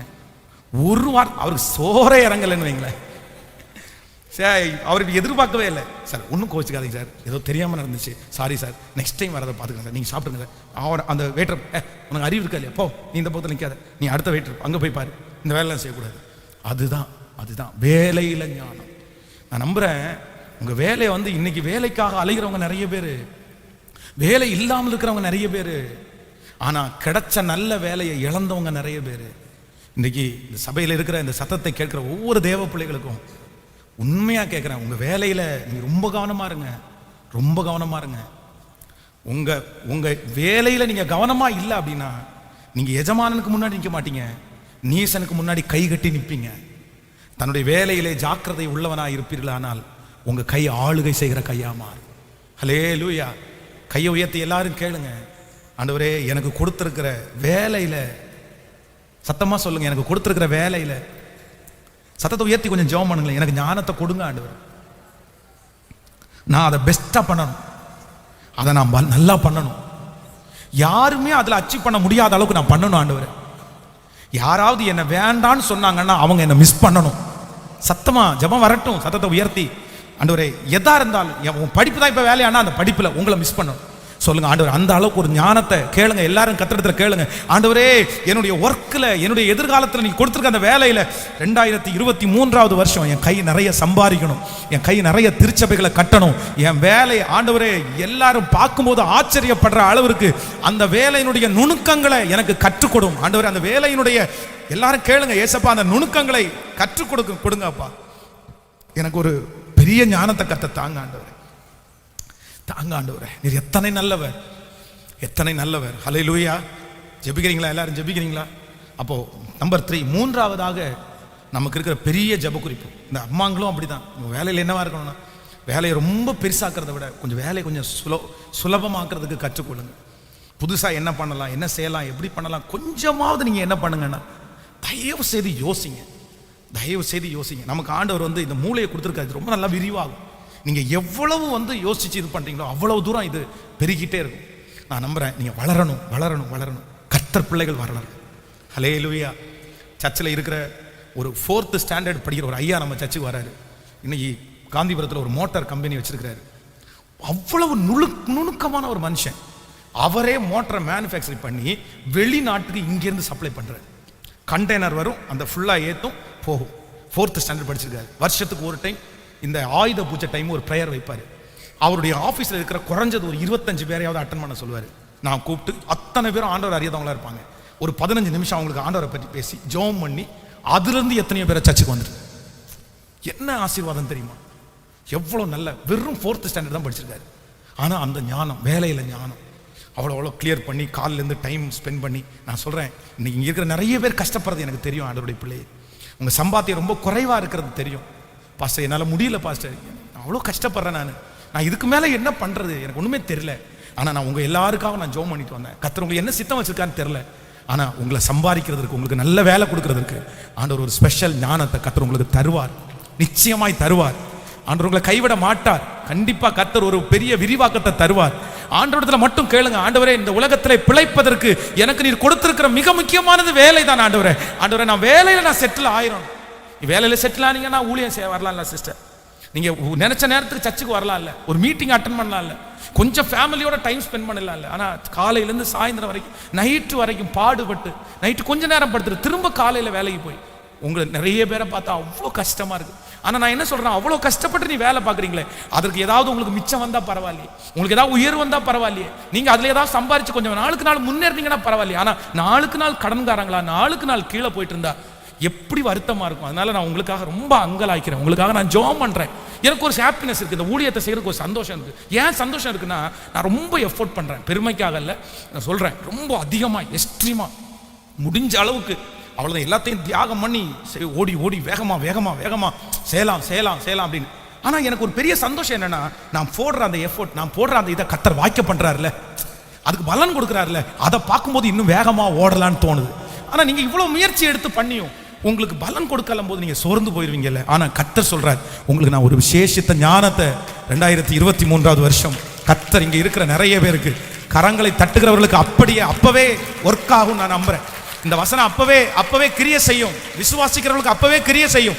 கர்த்தர் உங்கள் வேலையிலே உங்களுக்கு ஞானமாய் கர்த்தர் உங்களை நிறுத்தி, ஓ ஹalleluya, அநேகரை கர்த்தர் உங்களை தலைவனாக தலைவியாக ஹalleluya கர்த்தர் மாற்றுவாராக. 2023 வருஷம் நான் நம்புகிறேன், நான் விசுவாசிக்கிறேன், கர்த்தர் உங்களுக்கு ஒரு சுலபமான ஆண்டாய் கர்த்தர் மாற்றுவாராக. உங்கள் கடன்களை எல்லாம் முடிப்பதற்கு கர்த்தர் ஒரு வேலையை ஆசீர்வதிப்பாராக. உங்க கையின் பிரயாசத்தை கர்த்தர் ஆசீர்வதிப்பாராக. உங்க வருமானத்தை கர்த்தர் பெருக பண்ணுவாராக. நீங்கள் கையிட்டு செய்யும் எல்லா வேலையிலும் என் தேவனாகிய கர்த்தருடைய கரம் உங்களுடைய கரத்தோடு கூட இருந்து பலுகி பெருகி நீங்கள் ஆசீர்வதிக்கப்படுவதற்கு கர்த்தர் ஒரு நல்ல வாய்க்காலாய் உங்களை பயன்படுத்துவாராக. ஆமென். இனி உங்கள் கைகள் மற்றவர்களுக்கு முன்பாக ஏந்தி நிற்கிற கைகளாய் அல்ல, கொடுக்கிற கைகளாய். ஹalleluya ஹalleluya. ஏந்தி நிற்கிற கைகளை கொடுக்கிற கைகளாய் கர்த்தர் மாற்றுவாராக. ஆண்டவரே, எனக்கு வேலையிலே ஒரு ஞானத்தை தாரும் ஆண்டவரே. ஆமென் சொல்லுங்கள். ஹalleluya. கையை உயர்த்தி ஒரு சொல்லுங்க அப்பாட்ட ஒரு 3 டைம், ஆண்டவரே என் வேலையிலே எனக்கு ஒரு ஞானத்தை. எஸ், உங்க கூப்பிடுதலை கர்த்தர் கேட்கிறார், உங்க கூப்பிடுதலை கர்த்தர் கேட்கிறார். இது எப்படி செய்யணும் கற்றுக் கொடுங்க ஆண்டவரே, கற்றுக் கொடுங்க ஆண்டவரே, கற்றுக் கொடுங்க ஆண்டவரே. ஹல்லேலூயா. கைகளை உயர்த்தி ஹல்லேலூயா சொல்லலாம். ஸோ நம்பர் 1, முதலாவதாக நமக்கு என்ன ஞானம் தேவை? ஆண்டவரை குறித்து ஞானம் ஃபர்ஸ்ட் தேவை. ரெண்டாவது என்ன ஞானம் தேவை? சூழ்நிலையில சமாளிக்கிற ஞானம் நமக்கு ரொம்ப அவசியம். நம்பர் 3, மூணாவது என்ன? இந்த யோசேப்பினுடைய மூணாவது ஞானம் என்னன்னா, அவர் வேலையில என்னவா இருந்தார்? ஞானமா இருந்தார். பாருங்க, அதுக்கப்புறம் பொறுப்பு கொடுக்கப்படுகிறது. 7 வருஷம் சாப்பாடை சேர்த்து வைக்கணும். என்ன ஞானம்! நீங்க யோசேப்பினுடைய ஞானத்தை குறித்து ஒரு லிஸ்ட் போட்டீங்கன்னா அதுவே ஒரு 15 வந்துடும். ஓகே, நெக்ஸ்ட் 4வது 4 நம்ம வாசிக்கலாம். ஒரு வசனத்தை வாசிப்போம். அதே 39ஆம் அதிகாரத்தில் நீங்கள் 7வது வசனத்தை வாசிக்கலாமா? 7வது. சில நாட்கள் சென்ற அவனுடைய எஜமானன் மனைவி யோசேப்பின் மேல் கண் போட்டு என்னோட செயனி என்றார். அவனோ தன் எஜமானுடைய மனைவிக்கு சொல்லுக்கு இணங்காமல் அவளை நோக்கி, இந்த வீட்டிலே என்னிடத்தில் இருக்கிறவைகளில் யாதொன்றை குறித்தும் என் ஆண்டவர் விசாரியாமல் தமக்கு உண்டான எல்லாவற்றையும் என் கையிலே ஒப்பு கொடுத்திருக்கிறார். போதும், நீங்க வீட்டில் போய் வாசிங்க. நம்பர் 4, 4வதாக இந்த யோசேப்பு மிகப்பெரிய ஆசீர்வாதத்துக்கு போறதுக்கு என்ன காரணம்னா, அவனுக்கு ஒரு பெரிய ஞானம் இருந்து, மனுஷனை குறிச்ச ஞானம் அவனுக்கு இருந்துச்சு. ஆமென் சொல்லுங்க. கையை கொடுத்து சொல்லுங்க, உங்களுக்கு எல்லா ஞானத்தை விட முக்கியமான ஞானம் மனுஷனை குறிச்ச அறிவு உங்களுக்கு வேணும். உங்களை டைரக்டா பிசாசு முன்னாடி வந்து உங்களை சோதிக்க மாட்டான். நான் தான் பிசாசு அப்படின்னு சொல்ல மாட்டான். யார் மூலமா தான் வருவான்? கேட்கல, பக்கத்து வீட்டுக்காரங்க மூலமா வருவான், வேலை செய்யற இடத்துல வருவான், படிக்கிற இடத்துல வருவான். நிறைய பேர் தங்களுடைய வாழ்க்கையிலே அவர்கள் தொலைச்சதெல்லாம் எங்கதான் தொலைச்சாங்கன்னா, மனுஷனை குறிச்ச ஞானம் இல்லாதனால தான் தொலைச்சாங்க. ஐயோ இவன் இப்படிப்பட்டவன் தெரியாது, ஐயோ இப்படிப்பட்டவன் தெரியாது. வாலிப தம்பிகளுக்கு தங்கச்சிகளுக்கு ரொம்ப ஒரு பெரிய ஆலோசனை சொல்றேன். மகளே மகனே, உன் வாழ்க்கையில ரொம்ப இம்பார்ட்டன்ட் என்ன அப்படின்னா, நீ மனுஷனை குறித்து உனக்கு ஞானம் வேணும். அந்த அறிவு பெரிய அறிவு. உங்கள்கிட்ட பேச வர்ற மனுஷனை குறித்து உங்களுக்கு ஞானம் வேணும். உங்கள்கிட்ட பழக நினைக்கிற மனுஷங்களை குறித்து உங்களுக்கு ஞானம் வேணும். இந்த ஞானம் உங்களுக்கு இல்லாவிட்டால் நான் நம்புறேன். இங்க பாருங்க, இந்த யோசேப்புக்கு ஒரு ஸ்பெஷல் ஞானம் இருக்குது. அந்த போத்திபாருடைய மனைவி, அதுவும் ரொம்ப இம்பார்ட்டன்ட் என்னன்னா, அவனை தட்டி கேட்கறதுக்கு யாரும் இல்லை. அவன் அந்த இடத்துல தப்பு பண்ணா பார்க்கறதுக்கு யாரும் இல்லை. ஒரு வாலிப சகோதரனுக்கு சோதனையே இந்த 2 தான். ஒன்று, உனக்கு பார்க்கறதுக்கு யாரும் இல்லை. இன்னொன்று, உன்னை கண்டிக்கிறதுக்கு யாரும் இல்லை. இந்த 2ம் உன் வாழ்க்கையில பாவம் செய்யறதுக்கு ஒரு மிகப்பெரிய பிளஸ். இது 2ம் இதுல 2லையும் தப்பிக்கிறவங்க தான் கர்த்தர் பயன்படுத்துகிற பாத்திரம். யாரும் பார்க்கலனாலும் நான் பரிசுத்தமா வாழ்வேன், யாரும் என்னை ஸ்டிக் பண்ணலாலும் நான் பரிசுத்தமா வாழ்வேன். இதுதான் ஆண்டவருடைய பிள்ளை. இப்படிப்பட்டவங்கள தான் கர்த்தர் தேடுறாரு. அப்போ அந்த பாவம் செய்யறதுக்கு அந்த லேடி வந்து ஒரு நாள் இல்லை, அப்படியே அப்படியே நச்சு நச்சு நச்சு வா வா வா. என்னதான் இருந்தாலும் ஒரு வாலிப பையனா இருக்கும்போது இந்த டெம்ப்டேஷனை கொடுத்து இழுத்து இழுத்து வா அப்படின்னு சொல்ல சொல்ல சொல்ல அவனுடைய மாம்சம் மேற்கொண்டிருக்கலாம். ஆனா அவனுக்கு ஒரு இப்போ என்ன சொல்றாங்க, என்னென்னமோ குறுக்கு புத்தி எல்லாம் போயிருக்கலாம். அவங்க என்னென்னமோ அந்த லேடி என்னென்னமோ அவனுக்கு இது நிறைய உரிமைகளை கொடுத்துருக்கலாம், நான் இப்படி பண்றேன் அப்படி பண்றேன். ஆனா அவனுக்கு ஒரு பெரிய ஞானம் இருந்துச்சு, இல்ல நம்ம இதுல மட்டும் விழுந்துட்டோம்னா நமக்கு ஆண்டவர் கொடுத்திருக்கிற தரிசனம் எதுவுமே. நீங்க நினைச்சு பாருங்க, ஒருவேளை இந்த யோசேப்பு அந்த தவறுல மட்டும் விழுந்திருந்தான்னா ராஜ சன்னிதானத்தில் அவனால் நின்றுக்க முடியுமா? அந்த உயர்வு அவனுக்கு கிடைச்சிருக்குமா? அதுதான் அவனை சிறைச்சாலைக்கு போக வச்சுச்சு. சிறைச்சாலை தான் வேலைக்காரனுக்கு தெரிய வச்சு, வேலைக்காரன் தான் ராஜாவுக்கு தெரிய வச்சான், ராஜா தான் அவனை உயர்த்தினார். எவ்வளவு பெரிய கர்த்தருடைய பிளான், திட்டம். அன்பு தேவனுடைய பிள்ளையே, ஆண்டவருடைய திட்டம் என்னன்னு உங்களுக்கு தெரியாது. ஆண்டவருடைய திட்டம் என்னன்னு தெரியாது. எப்பவுமே ஆண்டவர் அநியாயத்திற்கு துணை நிற்கிறவர் அல்ல, பாவத்திற்கு துணை நிற்கிறவர் அல்ல. பாவத்தோட வர்ற ஆசீர்வாதத்தை கர்த்தர் விரும்புறதில்லை. ஆண்டவரிடத்துல கேளுங்க. இன்னைக்கு இருக்க நிறைய பேர் ஏமாந்து போனது மனுஷனால, கற்பை இழந்தது மனுஷனால, பணத்தை இழந்தது மனுஷனால, ஏன் எதிர்காலத்தையே இழந்தது நிறைய பேர் மனுஷனால. இந்த அறிவு எனக்கு இல்லை, இந்த அறிவு எனக்கு இல்லை. ஆண்டவரிடத்துல கேளுங்க, ஆண்டவரே எங்கிட்ட யார் பேச வந்தாலும், ஸ்பெஷலாக வாலிப தங்கச்சிகளுக்கு ரொம்ப அழகான ஒரு ஆலோசனை. நான் கவனிங்க, வாலிப தங்கச்சி எல்லாம், உனக்கு மனுஷனை குறித்து ரொம்ப அறிவு வேணும் பிள்ளைகளே, ரொம்ப அறிவு வேணும். அதுவும் பசங்களை குறிச்சும் பிள்ளைகளை குறிச்சும் உனக்கு ரொம்ப அறிவு வேணும். நீ உங்ககிட்ட பேச பழகுற இது வாலிப டைம், கொஞ்ச நாளைக்கு தான், ஒரு 7 வருஷம் 8 வருஷம். நான் சொல்றேன், உனக்கு அவ்வளவு டெம்ப்டேஷன்ஸ் இருக்கு தான் செய்யும். ஆனா காலத்துக்கு முன்னாடி நீ கல்யாணம் பண்றதுக்குன்னு ஒரு நாள் இருக்குது, நீ ஒரு பையனை நேசிக்கிறதுக்குன்னு ஒரு நாள் இருக்குது, நீ குழந்தை பெத்துக்கிறதுக்குன்னு ஒரு நாள் இருக்குது. உங்களுக்கும் அப்படிதான், எல்லாத்துக்கும் ஒரு காலம் இருக்குது. ஆனா சத்துரு வந்து அந்த காலத்துக்கு முன்னாடி ஒன்று அவசரப்படுத்துவான். நீ ஒரு பர்சனை, ஒரு பையனை நீ இப்ப அம்மா அப்பாவை தான் நேசிக்கணும், நீ இப்ப ஆண்டவரை தான் நேசிக்கணும். ஆனா அந்த நேரத்தில் இன்னொரு பையனை நேசிக்கிறதுக்கு, இன்னொரு பொண்ணை நேசிக்கிறதுக்கு நீ அதுல ரொம்ப கவனமா இருக்கணும். நீ நேசிக்கிறதுக்கு ஒரு காலம் வரும். ஆனா இப்ப இந்த காலத்துல நீ கரெக்டா இல்லைன்னா நெக்ஸ்ட் நீ நேசிக்கிற காலம் வரும்போது உங்களுக்குள்ள பிரிவினை பிரிவினை பிரிவினையா இருக்கும். எப்பவுமே பாவம் வந்து பாம்பு மாதிரி, அது உங்களுக்கு விஷம் எப்போ இருந்துட்டே இருக்கும். கேர்ஃபுல். ஒரு பாவம் செஞ்சு மன்னிப்பு கேட்டோன்னா விட்டுலான்னு நினைச்சிடாதீங்க, அது தொடர்ந்துட்டே இருக்கும் சில நேரத்தில். அதனால ரொம்ப கேர்ஃபுல்லா இருக்கணும். நான் சொல்றேன், தீனாள் அழகான பெண், அத்தனை சகோதரர்கள் மத்தியிலே வாழ்ந்த ஒரே ஒரு பெண். ஆனா அந்த ஊரினுடைய ராஜாவினுடைய பையன் பேசின உடனே அவளுடைய மனசுக்கு என்ன பண்ணிச்சாமா, அதான் இன்பமா இருந்துச்சாமா. பேசின உடனே அவன் மனசை விட்டுட்டான். அவன் அந்த அந்த அந்த ஒன்னைய அவன் பயன்படுத்தி அந்த பிள்ளைய கற்பழிச்சிட்டான்ல.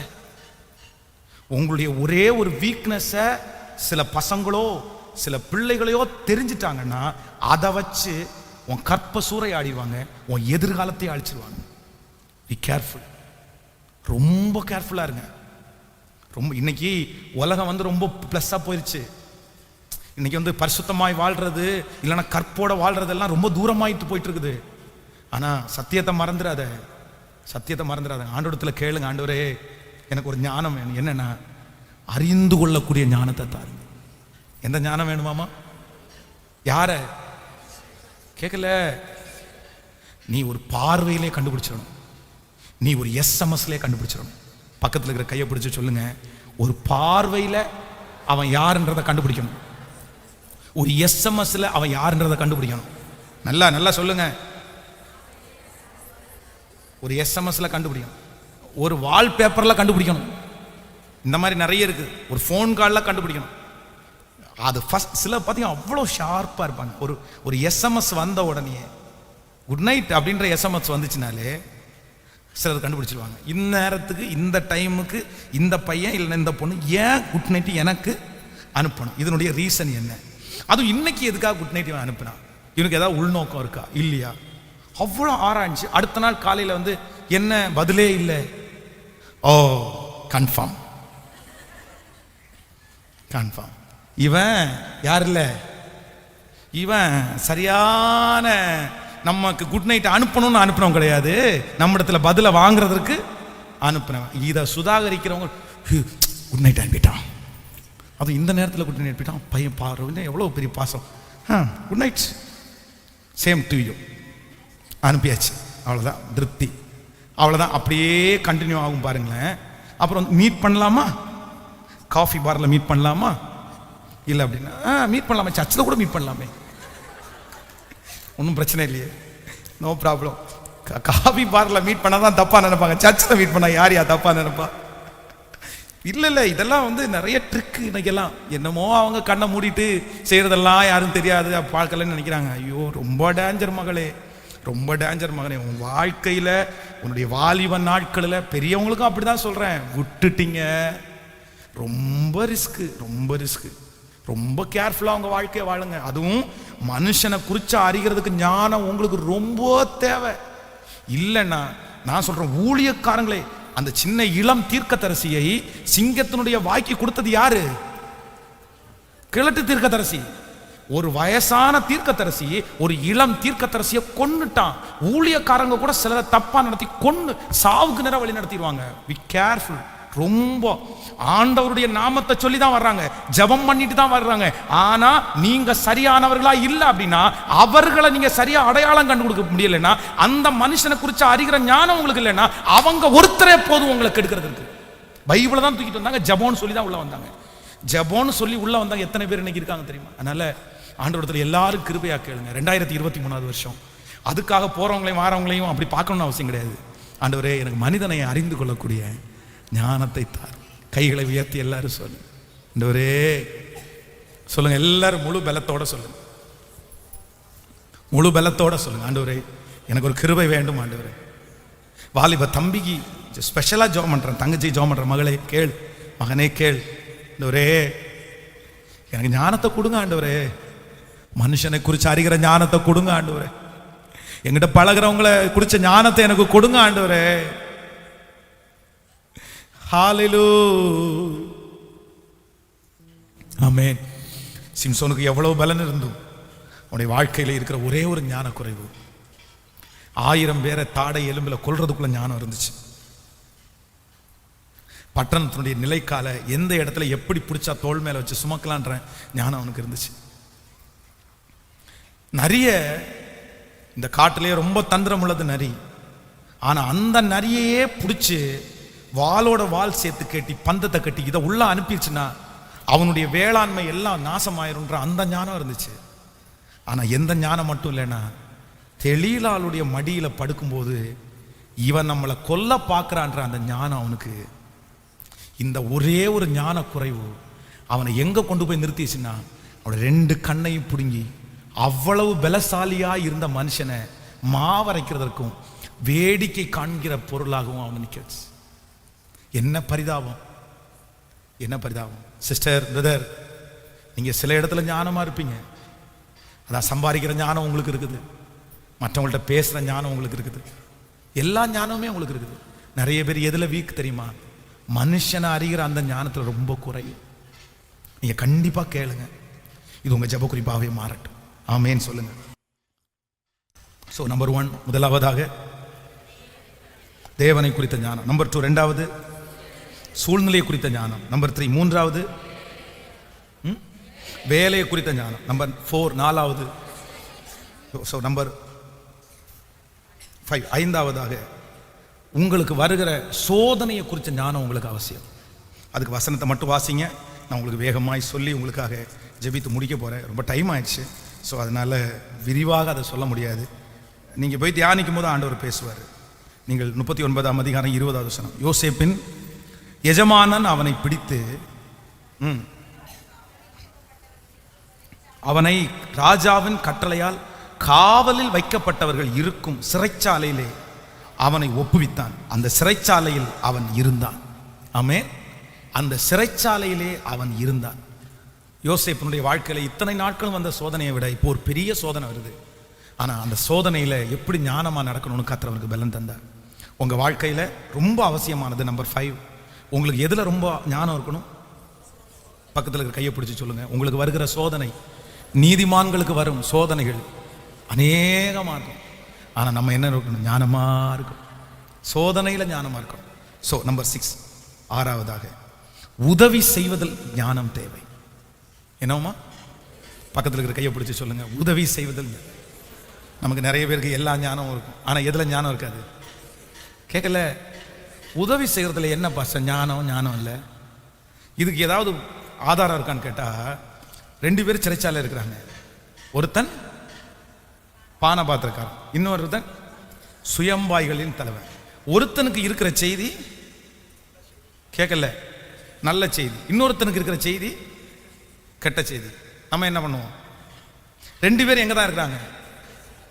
ஒருத்தனுக்கு உதவி செய்யணும், ஒருத்தனுக்கு உதவி. ஒருத்தன்ட்ட நீ வாழ்வேன்னு சொல்லணும், இன்னொருத்தன்ட்ட நீ கேட்கல. நம்ம என்ன சொல்லுவோம்? நம்மளா இருந்தா என்ன பண்ணணும் தெரியுமா? நீ 2 பேரும் வாழ்வேன்னு நான் ப்ரேயர் பண்ணிக்கிறேன்டா அப்படின்னா, நமக்கு நிறைய பேருக்கு அந்த சிறைச்சாலையிலே 2 பேர் உதவிக்காக கெஞ்சுறாங்க. 2 பேரும் சொப்பனத்தினாலே டிஸ்டர்ப் பண்ணப்பட்டு யாராவது எங்களுக்கு விளக்கம் சொல். ஆனா ஒருத்தனுக்குரிய செய்தி நல்ல செய்தி இல்லை, ஒருத்தனுக்குரிய செய்தி. இந்த உலகத்தில் இருக்கிற எல்லாருமே உதவி செய்த உடனேயே முன்னேறிடவும் முடியாது. சிலருக்கு நீங்கள் உதவி செய்துதான் நீங்கள் துக்கப்படுவீர்கள். அதனால உதவி செய்ய வேண்டாம்னு சொல்லலை, ஆனா உதவி செய்து நீங்க மாட்டிக்காதீங்க. சமீப நாட்களாய் நிறைய நான் கேள்விப்படுறது என்ன அப்படின்னா, இந்த லவ் பிரிச்சு விட போறான் பாருங்க. 2 பேர் லவ் பண்றதை கேள்விப்பட்டு, டேய் மாப்பிள்ள வேணாண்டா, அந்த பொண்ணு நல்லதில்லை, அந்த பையன் நல்லதில்லை. உடனே இவன் சொல்லுவான், என்ன பண்ணுறதே தெரிலடா, விட முடியல அப்படின்னு. இது என்ன பிரச்சனை, நான் பேசுறேன் விடு அப்படின்னு போய் இந்த லவ் பிரிச்சு விட போறான் பாருங்க 2 பேரும். இவன் லவ்ல மாட்டிக்குவான். ஒரு 6 மாசம் தாண்டி அந்த பையன் இவ்வளவு விட்டுருவான், இவன் என்ன பிடிச்சிருவான், டேய் என்னடா என்ன கழட்டி விட்டு நீ பிடிச்சிட்ட. இது இந்த லவ் போனா கூட பரவாயில்ல, இந்த ஃபேமிலியில தவறான உறவுல இருக்கிறவங்கள பிரிச்சு விட போறாங்க பாருங்க. எத்தனையோ பேரு இந்த பிரிச்சு விடுற ஊழியத்துக்கு போய் ஒண்ணு சேர்ந்திருக்காங்க. அது அசிங்கமா இருக்கு, கேவலமான வார்த்தை. வாழ்க்கை என்ன இது? ரொம்ப கவனமா இருங்க. கத்திரத்துல ஞானம் கேளுங்க. ஆண்டவரே, உதவி கூட நீங்க போய் மாட்டிக்காத உதவியா இருக்கணும். உங்களுக்கு உதவி செய்யறதுக்குன்னு ஒரு லிமிட் இருக்குது. ஒரு மனுஷனுக்கு நீங்க உதவி தான் செய்ய முடியுமே தவிர நீங்க கடவுளாயிர முடியாது. ஹலோ, தூதன் குளத்துல கலக்கிறதுக்காக வர்றாரு. யாரு முன்னாடி குதிக்கிறாங்களோ அவங்களுக்கு. இப்போ 38 வருஷமா வியாதியா இருக்கிற ஒரு மனுஷன் குளத்தினுடைய கரையில இருக்கிறான்.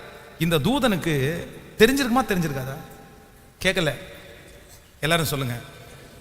38 வருஷமா இவன் பாடுபடுறானே, அவன்கிட்ட போய் நின்று, டேய் நான் உனக்கு உதவி செய்யறேன் அப்படின்னு சொல்லிருக்கலாமா? ஆனா அந்த தூதன் என்ன பண்ணல. இந்த தூதனுக்கு கொடுக்கப்பட்டிருக்கிற வேலை ஒரே வேலை. என்ன வேலை? குளத்தை கலக்கிறதுக்கு மட்டும்தான் உன் வேலை. நீ குளத்தை கலக்கிட்டு அற்புதம் பெற்றுக்கிறதும் பெற்றுக்காததும் கேட்கல. உன் டியூட்டி என்னமோ அதை முடிச்சுட்டு நீ பக்கத்தில் இருக்கிற கையை பிடிச்சிடும். உங்க வேலை என்னமோ அதை செஞ்சுட்டு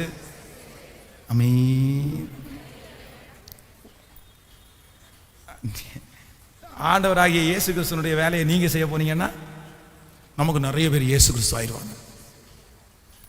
நிறைய பேர் என்னது, நான் கர்த்தரின் பிள்ளை, எனக்கு அப்படி தெரியாது. அதான் நான் ஒரு டைம் பிரசங்கம், எனக்கு யாரையும் முகம் முறிச்சு பேச தெரியாது. இருக்கீங்களா நீங்க அப்படி? அதாவது நான் ரொம்ப சாஃப்ட், நான் அப்படியெல்லாம் எடுத்தறிஞ்சு நான் சொல்றேன், முகம் முறிச்சு பேச வேண்டிய இடத்துல கேட்கல. அப்படி பேசலைன்னா அந்த பாவத்துக்கு நீங்க ஒத்து போறீங்கன்னு அர்த்தம். ஒருத்தருக்கு நோ இது நடக்காது, இது எங்கிட்ட நடக்காதுன்னு சொல்றத ஸ்ட்ரெயிட் ஃபார்வர்டா சில விஷயத்த உடனே டக்குன்னு அந்த இடத்துல சொல்லிடணும். என்ன பண்ணிட்டு இருக்க, என்ன பேசிட்டு இருக்க அப்படின்னு சொல்லணும். இல்ல அவனை மனசை கஷ்டப்படுத்திடுவோமோ, ஏதாவது நினைச்சிடுவானோன்னு நினைச்சு நீங்க அமைதியா இருக்கிறதையே ஆப்போசிட்ல இருக்கிற நபர் பிளஸ்ஸா எடுத்துட்டாங்கன்னா சொல்லுங்க. அப்படி எடுத்துருக்காங்களா? அது உங்களுக்கு டேஞ்சர் தானே. ரொம்ப கவனமா இருக்கணும். ஆண்டவரே எனக்கு ஒரு கிருபை வேணும். யாரை குறிச்சுன்னா, நான் உதவி செய்வதிலே எனக்கு ஞானம் வேணும். இப்ப சொல்லுங்க பாஸ்டர். நம்பர் 1, ஆண்டவரை குறிச்சு அறிகிற அறிவில் நமக்கு ஞானம். 2023க்கு வரும்போது நீங்க எல்லாம் எப்படிதான் வரணும்? ஞானம் உள்ளவர்களா வரணும். உங்களை பார்த்து எல்லாரும் சொன்னீங்கன்னா, இப்படி கடந்தா இப்படி இருக்கிற என்ன ஞானம் உனக்கு, கர்த்தருடைய ஞானமே அல்லாமல் வேற எதுவும் இல்லைன்னு உங்களை பார்த்து புகழணும். அப்படியே உங்களை பார்த்து பெரிய ஞானமாயிட்ட, உன்னெல்லாம் நீ ஏமாத்தவே முடியாதுப்பா. ஆமேன். உங்களை ஏமாத்தி நினைக்கிற அந்த குழுக்காரங்கெல்லாம் ஓடி போகணும் உங்களை விட்டு. ஆமேனே வரமாட்டேன்.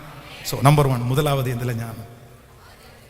தேவனை அறிகிற அறிவில் ஞானம். நம்பர் 2 ரெண்டாவது சூழ்நிலையை சமாளிக்கிறதுல ஞானம். நம்பர் 3 மூன்றாவது வேலையில வெற்றி பெறக்கூடிய ஞானம். நம்பர் 4 நாலாவது மனுஷனை அறிகிற அறிவினுடைய ஞானம். நம்பர் 5 சோதனையை சகிக்கிறதுல ஒரு ஞானம், சோதனையை கையாளுகிறதுல ஒரு ஞானம். ஸோ நம்பர் 6 உதவி செய்கிறதுல யாருக்கு செய்யணும் யாருக்கு செய்யக்கூடாது, நான் பண்ற உதவி எனக்கு ஆபத்தா முடிஞ்சிருமா நல்லா முடிஞ்சிருமா, இது கரெக்டானதா, இது கர்த்தர் எதிர்பார்க்கிறதா, ஸோ அதுல ஒரு ஞானம். நம்பர் 7 ஏழாவதாக உங்களுடைய உயர்வில் உங்களுக்கு ஞானம் இருக்கணும். எதுல ஞானம் இருக்கணுமா? யோசேப்பு இப்போ ஒரு உயர்வு கிடைக்குது, ஒரு பெரிய போஸ்டிங் கிடைக்குது. நமக்கு நிறைய பேருக்கு சிறைச்சாலையிலேருந்து எடுத்த உடனே அங்கீகாரம் கிடச்சுன்னா நம்ம நிறைய பேர் தலைகால் முடியாமல் ஆடுவோம். நமக்கு அந்த கஷ்டத்தை நிறைய பேரால் டாக்கிள் பண்ண தெரியும், ஆனால் எதை பண்ண தெரியாது. ஐஸ்வர்யத்தையும் உயர்வையும் நிறைய பேரால் சமாளிக்க தெரியாது. அப்படியே திணறுவாங்க. ஐஸ்வர்யம் வந்தோடனே மாறிடுவாங்க, உயர்வு வந்தோடனே மாறிடுவாங்க. அது ஒரு கெத்து வரும், பேச்சிலே பிரைஸ் தி லார்ட் ஹல்லேலூயா அப்படின்னு வரும். ஃபஸ்ட்டு சாதாரணமாக பார்த்தீங்கன்னா praise lord brother, praise lord sister அப்படி பேசுகிறேன். ஒரு பெருமை, ஒரு ஏதாவது போஸ்டிங் வந்துடும், brother praise praise praise lord brother, praise lord brother. இந்த டோனெல்லாம் எப்படி வருதோ தெரில, எப்படி மாறுதோ தெரியல. ஆமாம், உண்மையிலே பாருங்கள், ஒரு 15 நாளைக்கு முன்னாடி அப்படியே அமைதியாக சுற்றிட்டு இருப்பாங்க. நம்மளை பார்த்தோன்னே ஒன்றும் பண்ணாது, ஒரு பொட்டு பூச்சி மாதிரி ஜோமனும். நான் ஒரு தெள்ளு பூச்சி பிரதர், நான் யாரு தெள்ளு பூச்சி பிரதர், இந்த தெள்ளு பூச்சி கத்துற நல்ல வாழ்வை தருவாரா அப்படின்னு நம்மகிட்ட கேட்பாங்க. ஒரு போஸ்டிங் ஏதாவது கொடுத்துட்டோம், அவ்வளோ பார்த்தோன்னே நான் யார் தெரியுமா, நான் எங்கேருந்து வந்து தெரியுமா, நான் சும்மா நினச்சியா, அது ஒரு பெருமை. அப்போது உயர்வில் நமக்கு என்ன வேணும்? உயர்வில் ஞானம் உங்களுக்கு இல்லைன்னா இல்லை இருக்கிறது எல்லாம் உங்களை விட்டு என்ன பண்ணிடும்? பெருகாது, வளராது. கர்த்தர் ஒரு உயர்வு கொடுக்கும்போது ஞானமாக கையாளும். இல்லை ஆண்டவரே கிருபைத்தாரும் கிருபைத்தாரும் கிருபைத்தாரும். இந்த உயர்வை சிலர் பெருமையாக பேசும்போது நமக்கு என்ன வேணும்? கேட்கல, இதுக்குன்னே பிசாசு நிறைய பேர் அபிஷேகம் பண்ணி அனுப்புவாங்க. உங்களை பார்த்த உடனே என்ன சிஸ்டர், என்ன இவ்வளோ அழகாக இருக்கிறீங்க, என்ன பிரதர் இவ்வளோ ஹைட் அண்ட் வெயிட்டாக இருக்கிறீங்க, உடனே உங்களுக்கு தெரியணும், உங்களுக்கு பெருமை வந்து வருது. என்ன சாப்பாடு தெரியுமா எனக்கு, நான் உடனே என்ன சாப்பாடு, சின்ன வயசில் நான்லாம் காடை கௌதாரி சாப்பிட்டு வளர்ந்தவன். அப்படி இல்லை ரொம்ப கவனமாக இருக்கும். நம்ம பிள்ளைங்க நிறைய பேர் எங்கள் பாட்டியே பயங்கர அழகு அப்படின்னு மனசில் கூட நினச்சக்கூடாது. ஆண்டவரே என்னுடைய உயர்வில் எனக்கு என்ன வேணும்னா, ஒவ்வொரு உயர்வுலையும் உங்களுக்கு ஞானம் வேணும். ஸோ நம்பர் 7 உங்களுக்கு உயர்வில். நம்பர் 8 எட்டாவது உங்களுடைய பொறுப்பிலே உங்களுக்கு ஞானம் தேவை. கையில் பக்கத்தில் கையை பிடிச்சி சொல்லுங்க, உங்கள் கையில் எடுக்கிற பொறுப்பில் கவனிங்க. சில நேரத்தில் பொறுப்புகள் வந்து ஈஸியாக அவங்க கையில் கொடுக்கப்படாது. அம்மான்ற பொறுப்பு, அப்பான்ற பொறுப்பு, வேலை செய்கிற பொறுப்பு, ஊழியம் செய்கிற பொறுப்பு, இது சீக்கிரமாக கிடைக்காது. சிலரெல்லாம் பொறுப்பு கிடைக்கிறதுக்காக அவ்வளவு ஆசைப்படுறாங்க, எனக்கு இப்படி கிடைக்காதா, இந்த சான்ஸ் கிடைக்காதான்னு. ஆனால் சிலருக்கு அந்த வாய்ப்பு கிடைச்சி அவங்களுடைய கேரக்டர்னால அந்த வாய்ப்பு அவங்கள விட்டு தூரம் போயிடும். அதுக்கப்புறம் கஷ்டப்படுவாங்க. உன்னை இழந்ததற்கு பிறகு நீங்கள் வருத்தப்படக்கூடாது. உங்களுக்கு கொடுக்குற ஒவ்வொரு பொறுப்புலையும் நீங்கள் ரொம்ப கவனமாக ஞானமாக செயல்படணும். ஆமேன்னு சொல்லுங்கள். புரியுதா உங்களுக்கு? உங்களுடைய பொறுப்பில் ரொம்ப கவனமாக இருங்க. ஸோ நம்பர் 9 சொந்தக்காரர்கள் விஷயத்தில் ஞானம். பக்கத்தில் கையை பிடிச்சி சொல்லுங்க. கூட பிறந்த அண்ணன் தம்பியாக இருந்தாலும் சொந்தக்காரங்களாக இருந்தாலும் உங்களுக்கு என்ன வேணும்? இதுக்கு என்ன வசன ஆதாரம்? அந்த யோசேப்பினுடைய சகோதரர்கள் எல்லாரும் வருவாங்க. யாரை பார்க்கறதுக்கு? பார்வோனை பார்க்கறதுக்காக வருவாங்க. அவங்க அப்பா அம்மா எல்லாம் வருவாங்க. வந்த உடனே 2 பேரை மட்டும் தனியாக கூப்பிடுவான். இந்த பாரு, ராஜா உங்களை பார்த்து என்ன வேலை செய்கிறேன்னு கேட்பாரு. அப்போ நீங்கள் என்ன சொல்லணும்? நாங்கள் எல்லாம் மேய்ப்பர்கள், நாங்கள் மட்டும் இல்லை, எங்கள் தாத்தா பாட்டி காலத்திலேருந்து எல்லாருமே அதான் அழுத்தம் திருத்தமாக சொல்லி அனுப்புவார். ஏன் அப்படின்னா, இவனும் பொய் சொன்னாலும் இவங்க இந்த ஊரில் தங்குறதுக்காக ஏதாவது பொய் சொல்லிட்டானுவானா மாற்றுறது யார் தான்? இது வரைக்கும் நம்ம பேரை நம்ம காப்பாற்றிட்டு இருக்கிறோம். எப்போவுமே இவனும் அண்ணன் தம்பியை நம்ம என்ன பண்ண முடியாது. இவனும் ஆடை அடித்து சாப்பிட்டுட்டு நான் சாப்பிட்டேன்னு சொல்கிற ஆட்கள் அல்லவா. அப்போ அந்த இடத்துல அவ்வளோ ஞானமாக யோசிப்பு இல்லை சொல்லுங்க. அப்படின்னா சொந்தக்காரங்க விஷயத்தில் கூட பிறந்தவங்கன்னா கூட எந்த இடத்துலன்னா இந்த காரியத்தை சொல்லணும், இந்த காரியத்தை. நமக்கு நிறைய பேருக்கு சொந்தக்காரங்களை பார்த்த உடனே அப்படியே குஷி ஆயிடுது. ஐயோ எங்கள் அம்மா, ஐயோ எங்கள் அண்ணன், அங்கே ஐயோ எங்கள் இல்லை சொந்தக்கார கையாளுகிறதுல ஒரு ஞானம் இருக்குது. நீங்கள் சொந்தக்காரங்களை கரெக்டாக கையாளலைன்னா எந்த சொந்தக்காரங்களுக்காக நீங்கள் பாசம் காமிக்கிறீங்களோ அவர்களே உங்கள் மனசை காயப்படுத்தி உடைச்சு உங்களை நஷ்டப்படுத்துறது கூட காரணமாயிருவாங்க. கேர்ஃபுல்லாக இருங்க, சொந்தக்கார விஷயத்தில் ரொம்ப கேர்ஃபுல்லாக இருங்க. ஆமேன்னு சொல்லுங்கள். ஸோ நம்பர் 10, 10வது, தன்னுடைய மரணத்திலே ஞானம். எதில் மறிக்க போகும்போது அவர் சொல்கிறாரு, நான் இந்த பட்டணத்திலேருந்து மறித்தாலும் என் பாடி எங்கே தான் அடக்கம் பண்ணுவாங்க. ஏன்னா இந்த ஊரில் நான் பெரிய போஸ்டிங்கில் இருந்தேன், இந்த உலகமே இந்த நாடே எனக்கு நிறைய சொந்தம். ஆனால் நீங்கள் போகும்போது கண்டிப்பாக என்ன பண்ணணும், என்னுடைய எலும்பு துண்டுகளெல்லாம் நீங்கள், என்னுடைய கலரை எங்கே தான் அப்படின்னா எங்கள் பிதாக்களோட. உங்களுக்கு ஒரு ஞானம் இருக்கணும், நான் சாகும்போது என் சுயதேசமாகிய என் சொந்த தேசமாகிய எனக்காக கட்டப்பட்டிருக்கிற ஒரு வீடாகிய பரலோக ராஜ்யத்தில் அந்த இடத்த நான் என்ன பண்ணிடக்கூடாதுன்னா, இந்த உலகத்தையே ஆயத்தப்படுத்தி இத்தனை ஆத்துமாக்களை ஆயத்தப்படுத்தி பரலோகம் போகலைன்னா எந்த பிரயோஜனமும் இல்லை. உங்களுக்கு ஒரு ஞானம் வேணும், பரலோகத்தை குறித்த ஞானம். இப்போ சொல்லுங்க பார்க்கலாம் 10. நம்பர் 1, உங்களை சீக்கிரமாக அனுப்புகிறேன் பார்த்தீங்களா, வேகமாக சொல்லி. ஆமாம், ரொம்ப டைம் ஆச்சு, அதனால அப்போ சீக்கிரமாக சொல்லணும். நீங்கள் சொல்லுங்கள் பார்க்கலாம். நம்பர் 1, பயந்தீங்க தானே, இவர் லேட் பண்ணிடுவார் போல தெரியுது. 4 பாயிண்ட் முடிக்கிறதுக்கு 10:45 ஆகிப்போச்சா, அவ்வளோதாண்டா இன்னைக்கு அப்படி. ஆமாம், ஆனால் கர்த்தருடைய வேதத்தை கேட்குறதுல நம்ம ரொம்ப உற்சாகமாக இருக்கணும். நீங்கள் இருப்பீங்கன்னு நம்புகிறேன். ஆமேன். ஒரு நாள் அப்படி தான் நினச்சிட்டு இருக்கிறேன் நான். ஒரு நாள் உங்களை எல்லாம் அப்படியே கொண்டு போய் ஆல் நைட் ப்ரேயரில் முடிச்சிடணும். எத்தனை பேர் இருக்கிறீங்கன்னு பார்ப்போம். ஆண்டவர் ஆசீர்வதிப்பார். நம்பர் 1, முதலாவது, ஆண்டவரே உங்களை குறித்து ஞானம். எழுதுறவங்க எழுதி கொள்ளுங்கள், உங்களை குறித்த ஒரு ஞானம் வேணும். நம்பர் 2, ரெண்டாவது, ஆண்டவரே எந்த சூழ்நிலை இருந்தாலும் அந்த சூழ்நிலையை சமாளிக்கக்கூடிய ஒரு ஞானம் எனக்கு வேணும். இந்த நம்பர் 3, மூன்றாவது, எனக்கு கொடுத்துருக்கிற வேலையில் நான் உயர்றதுக்கு, மல்டிப்ளை ஆகிறதுக்கு கண்டிப்பாக எனக்கு ஒரு ஞானத்தை 2023 எனக்கு தரணும். நம்பர் 4, நாலாவது, ஆண்டவரே இந்த உலகத்தில் என் கூட இருக்கிற மனுஷங்களை குறித்து எனக்கு ஒரு ஞானத்தை, யார் எங்கிட்ட எப்படி பழகிறா, எப்படி வர்றா, அவங்க என்ன ஏது, அந்த ஞானத்தை எனக்கு தரணும் ஏசப்பா. ஸோ நம்பர் 5, ஆண்டவரே சோதனையில் எனக்கு என்ன வேணும் அப்படின்னா, சோதனையில் நான் தப்பி பிழைக்கிறதுக்கு எனக்கு ஞானமாக சோதனையில் இருக்கணும் ஆண்டவரே. நம்பர் 6, ஆறாவது, ஆண்டவரே நான் யாருக்கு ஹெல்ப் பண்ணாலும் அதில் எனக்கு ஞானமாக என்ன பண்ணணும், நான் யாருக்காகவும் ஜாமீனில் நின்று நான் செத்து போயிடக்கூடாது ஆண்டவரே, எனக்கு அந்த கிருபை தாருன்னு கேட்கணும். ஸோ நம்பர் 7, என்னுடைய உயர்வில் எனக்கு ஒரு ஞானத்தை கொடுங்க ஆண்டவரே, நான் உயரும்போது ரொம்ப கேர்ஃபுல்லாக ஞானமாக உயரணும், அந்த கிருபை தாருங்கப்பா. ஸோ நம்பர் 8, ஆண்டவரே எனக்கு கொடுக்குற பொறுப்பில் நான் என்னவா இருக்கணும் அப்படின்னா நான் ஞானமாக அதை காப்பாற்றிக்கணும் ஆண்டவரே. நம்பர் 9, 9, சொந்தக்காரங்கள், நண்பர்கள், கூட பிறந்த உறவுகளில் நான் என்னவா இருக்கணும் அப்படின்னா. ஸோ நம்பர் 10, 10வது, எதில் ஞாபகம், ஒரு பெரிய A4 ஷீட்டில் இதை அழகாக பிரிண்ட் பண்ணி வீட்டுக்கு முன்னாடி ஒட்டி நியூ இயருக்கு வர்றதுக்குள்ளே உங்கள்கிட்ட கேட்பேன், 5000 டைம் ஜெபம் பண்ணணும். கை தூக்க பார்க்கலாம், அப்படி செய்கிறேன்றவங்க கை தூக்க. 5000. ஆண்டவரே இந்த கையெல்லாம் நீங்கள் பார்க்குறீங்க ஆண்டவரே, உங்கள் சமூகத்தில் போய் சொல்லவே முடியாத ஆண்டவரே, நான் சொல்வதெல்லாம் உண்மை ஆண்டவரே. ஆமென். ஆண்டவர் உங்களை செய்வார், இந்த ஆசை இருக்குது, அதுவே கர்த்தர் நிறைவேற்றுவார். ஸோ அப்போ நெக்ஸ்ட் இயர் பியூட்டிஃபுல் இயர், கர்த்தர் நம்மளை நடத்துகிற இயர், ஆண்டவர் வெற்றியாய் நடத்துவார். ஆமென். ஒன்றும் உங்களுக்கு குறைவுபட்டு போகாது. இந்த வருஷம் நீங்கள் பார்த்த சகல துன்பத்திற்கும் ஆசீர்வாதத்தை கர்த்தர் தருவார். நிறைய பேருக்கு நம்முடைய திருச்சபையிலே முடிசூட்டுதல் நடக்க போகிறது. நிறைய பேருடைய குழந்தைகளை பிரதிஷ்டை பண்ண போகிறது. நிறைய பேருடைய வீடுகள் பிரதிஷ்டை பண்ண போடுகிறது. புதிய புதிய தொழில்கள் ஆரம்பிக்கப்பட போகிறது. நிறைய பேருடைய வருமானத்தை கர்த்தர் பெருக பண்ண போகிறார். சம்பள உயர்வுகளை கர்த்தர் நிறைய பேருக்கு கொடுக்க போகிறார்.